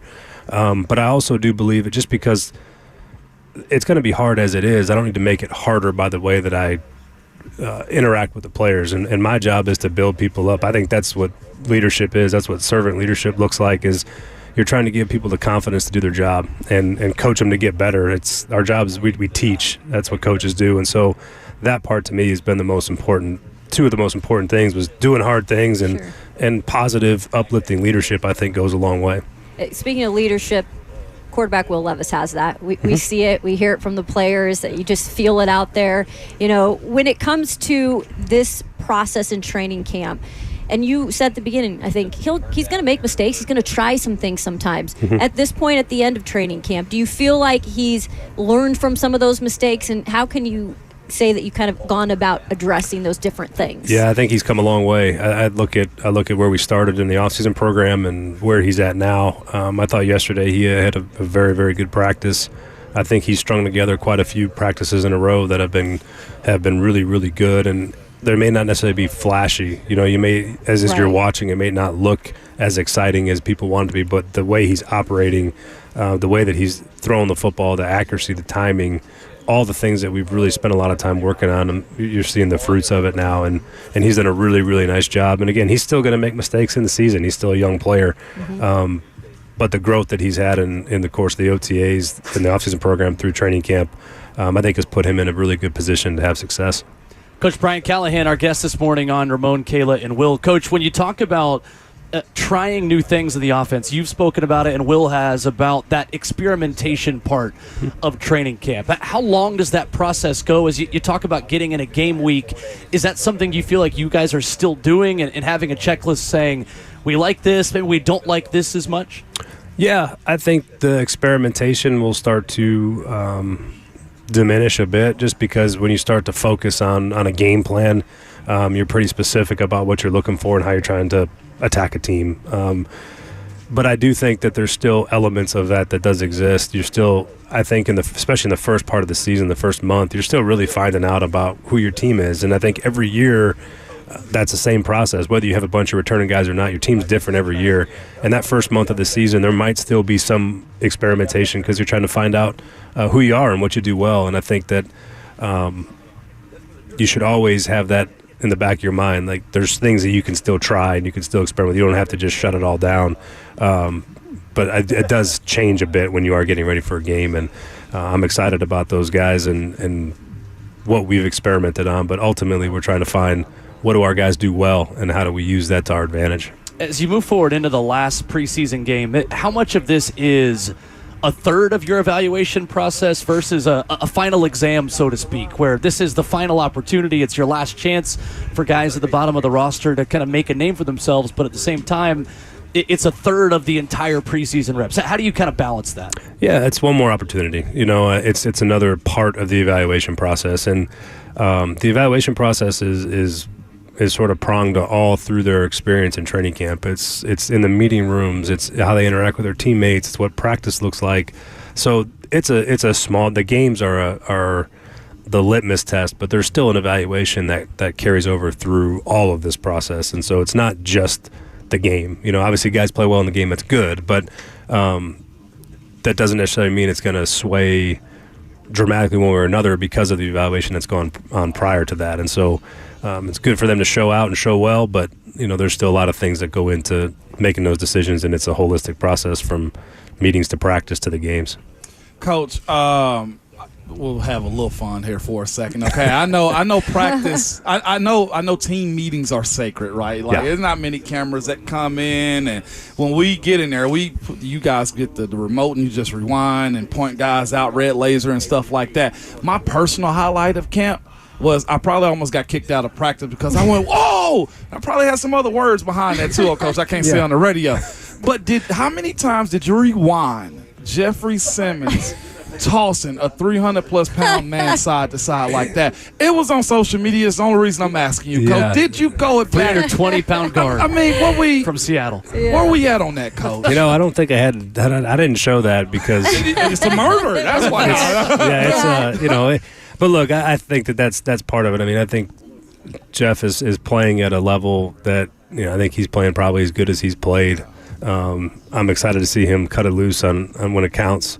But he's had a fantastic camp, and he's everything that I thought he would be when I came in, and haven't had to play against him a few times as well. But he's he's a grown up. Yeah. We're seeing the benefits of it, in my personal opinion, too. And I'm glad you said this when you got the job of Peter Skoronski, playing left guard. That iron sharpened irons. How's that conversation and dialogue been with you guys and the staff, and just watching those two go at it, Coach? Well, you're not going to face much better than Jeff. Certainly not going to face much more powerful than Jeff. And so for Pete to be able to face that and feel that every day, when you go up against someone that's not Jeff, it's going to feel a lot different. But it makes him so much better. He has to learn he's learned how to use his hands. He's learning how to strike. He's anchoring, all those things that you got to do. And those battles have been back and forth. It wasn't like Jeff dominated Pete, right? Especially in the one-on-one period. I mean, Jeff has his moments, Peter has his, and so that's been really good to see. Because I've always feel like when you have a good back and forth like that, that means that you're probably got two really good players because they're never going to lose a lot. They're also gonna win some. It's just gonna be a back and forth, and so for those two guys, I think they've both made each other better. There's some battles right now at the end of the roster, as there always is in training camp. But there are some tough ones, and this is going to be your first cut as a head coach. Is that like new for you in terms of how you approach this, or did you learn a lot from Zach Taylor in this process? And how many at the bottom of this roster here are you guys kind of in between? Because you got tight ends, you got running backs, special teams come into play. It's that back of the roster spots, those last 5 or 6 spots are usually highly competitive. Thankfully, I've been a part of these conversations for a number of years now because in Cincinnati, the coordinators were involved in all of these processes and in the decision-making process. So it's not new for me. I feel pretty comfortable in that role. Now I just have to worry about the rest of the team as opposed to just the offensive players. But we're going to unfortunately probably end up cutting players that are going to go play elsewhere, and that's a good thing for them. That means that some of our positions are deep, and that's what you want. If your team is if you have a good football team, you should be cutting good players at the end of training camp, and they should be playing somewhere else. And that's a testament to Rand and his staff and the players that they brought in. And the more of that we have, the better off our team is going to be at the end of the day. The more competitive those position battles, the harder those decisions. That means that we have good depth on our team, which you have to have in the NFL these days. You're going to use all the players on your roster at some point. Sure. But there's going to be some spots. I mean, we got a good receiver battle going. We got a good running back battle going. The linebackers have really stepped up and risen to the occasion. I think our tight end group has been really competitive from top to bottom. And so there's going to be some tough decisions. Some of these guys you hope to get back on your practice squad. Some people might claim some of your guys, which, again, if you're cutting good players, they should be being claimed by somebody else. And then we also look outside as well. What teams, what other players are getting let go that might help us improve some of those spots. And so it's sort of like it's kind of starting now, and it'll probably go well into next week until you get to like Wednesday, Thursday, where you're working through the waiver wire. I mean, we sit 7th in the claim order, so we have a chance to potentially claim some players. That's a good thing for us. And maybe we don't. It just depends on how it all shakes out. So the process of cutting is terrible. It's not something I'm looking forward to doing because these guys, you build relationships with these guys, and it's been a almost 8-month process from start to finish. And so that part's unfortunate. Yeah. That part I don't like. I wish I could keep all of them, but the reality is you got to cut to 53, and that's what it is. And those are always hard conversations. Did you ever have a take on, keeping 3 quarterbacks on a roster before you got here? And how much have you seen with a guy like Malik Willis in the growth process from start to finish here, or finish of training camp, I should say? Malik's really come a long way. I've been really pleased with his progress. I thought he's done some really nice things in the games. He's done some really nice things at practice. He is super talented. And to see him really take to the coaching and buy into what we've been trying to get those guys to do has been cool to see. And so Malik's done a really nice job. Obviously earned right to start the game last week and play with the 2s, and it's been a pretty competitive battle. And the good thing is that Mason's played just as well. And so I don't feel bad about the position. I think we got good players there. We've kept 3 before. In places I've been, is going to be really a roster construction issue. It's not going to be whether we keep 3 or we keep one on the practice squad. It's more about what does the holistic 53 look like for us, and sometimes it's not about the player, it's about the numbers. And so we'll see when we get there. I can't make any determination at this point, but really been really proud of how those quarterbacks have come along. I think Bo Hardigree, our quarterback coach, has been phenomenal. What an asset he's been to those guys. I think he's done a great job developing both Mason and Malik with Will, so it's been fun to watch. Coach, on the way out, I know you got to get to practice. As you evaluate Will Levis and talking about him and just how far he's come, where do you feel like he is excelling the most? Is there one area where you think he has come the longest way through this offseason? It's not something that maybe everyone can see, but I think his footwork and how he operates in the pocket is so much better than it was a year ago for him when you watch the tape. It's so much more calm. It's so much more measured. His footwork has really, really come a long way, and he's worked really hard at that to make that fit, because everything in the passing game for us, your footwork is tied in with the timing and the progression, and so that's been a cool learning process for him to start to feel that. And I think as the days have gone on, he's gotten better and better, and he starts to look and feel like what I'm used to watching. I've been around really good quarterbacks, thankfully, but he's come a really long way with that, and that's been really cool to see. Coach Brian Callahan. Real quick. Go ahead. Yeah. Practice is starting in seconds. Coach is he's big dog, okay? He can go when he wants it. It starts when I show up.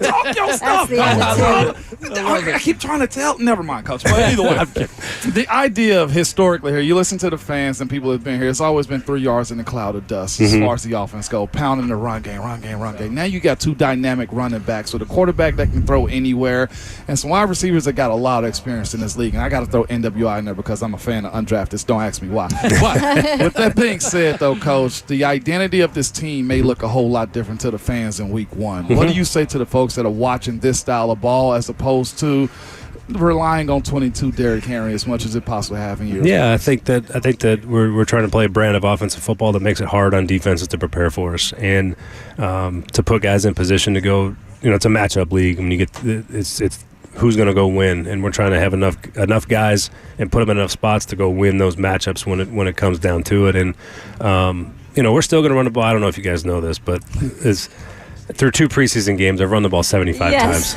All right, I've made bets on it. We're first in the league in rush attempts in the preseason, so Yeah. I'll see if I can't get it over 100 for 3 games. But I do love running the football and tying those things together. I think is what matters more. So it's more about trying to find ways to run the ball explosively, as opposed, like I said, the 3 yards, the plotting portion of running. There's a part of that that's you need in football, but we're trying to find ways to get explosive runs and maintain efficiency in our run game. And then you marry that together with your formations and your motions and your screen game and your play action game, and you try to make it all look the same to the defense pre-snap, but there's a lot of different things. We can run 5 or 6 things from the same formation and motion, and that's the idea. And so we're still going to run the ball. I think that's still part of football. You still have to be able to do that. It might look different than it's looked in the past, and we got 2 really talented backs that are really fun that can do a lot of cool stuff. But we're also going to be mindful in how we throw the ball and where we throw it, and again how we use the play action, how we use the screens, and then where we mix the drop back in, particularly on 1st and 2nd down.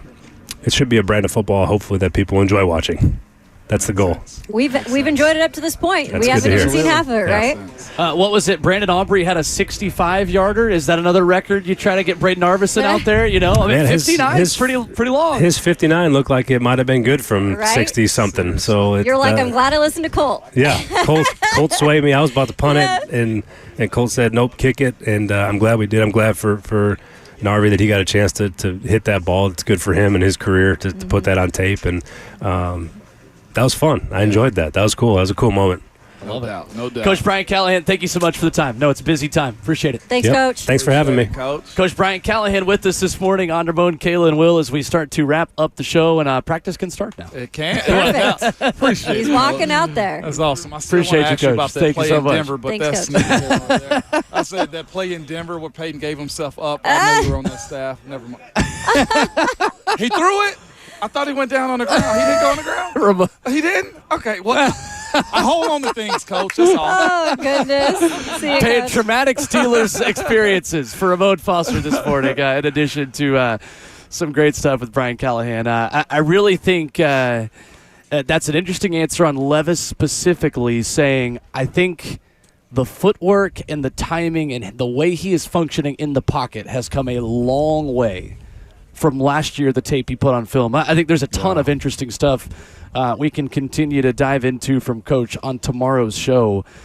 Just a good guy to have on. Yeah. Really solid. He's going to tell it is how it is, right? Without giving away secrets, he's going to give you it as raw as he can, and I think that he did that. Super transparent, Yep. man. I appreciate that. That don't happen in a lot of places, No, man. it doesn't.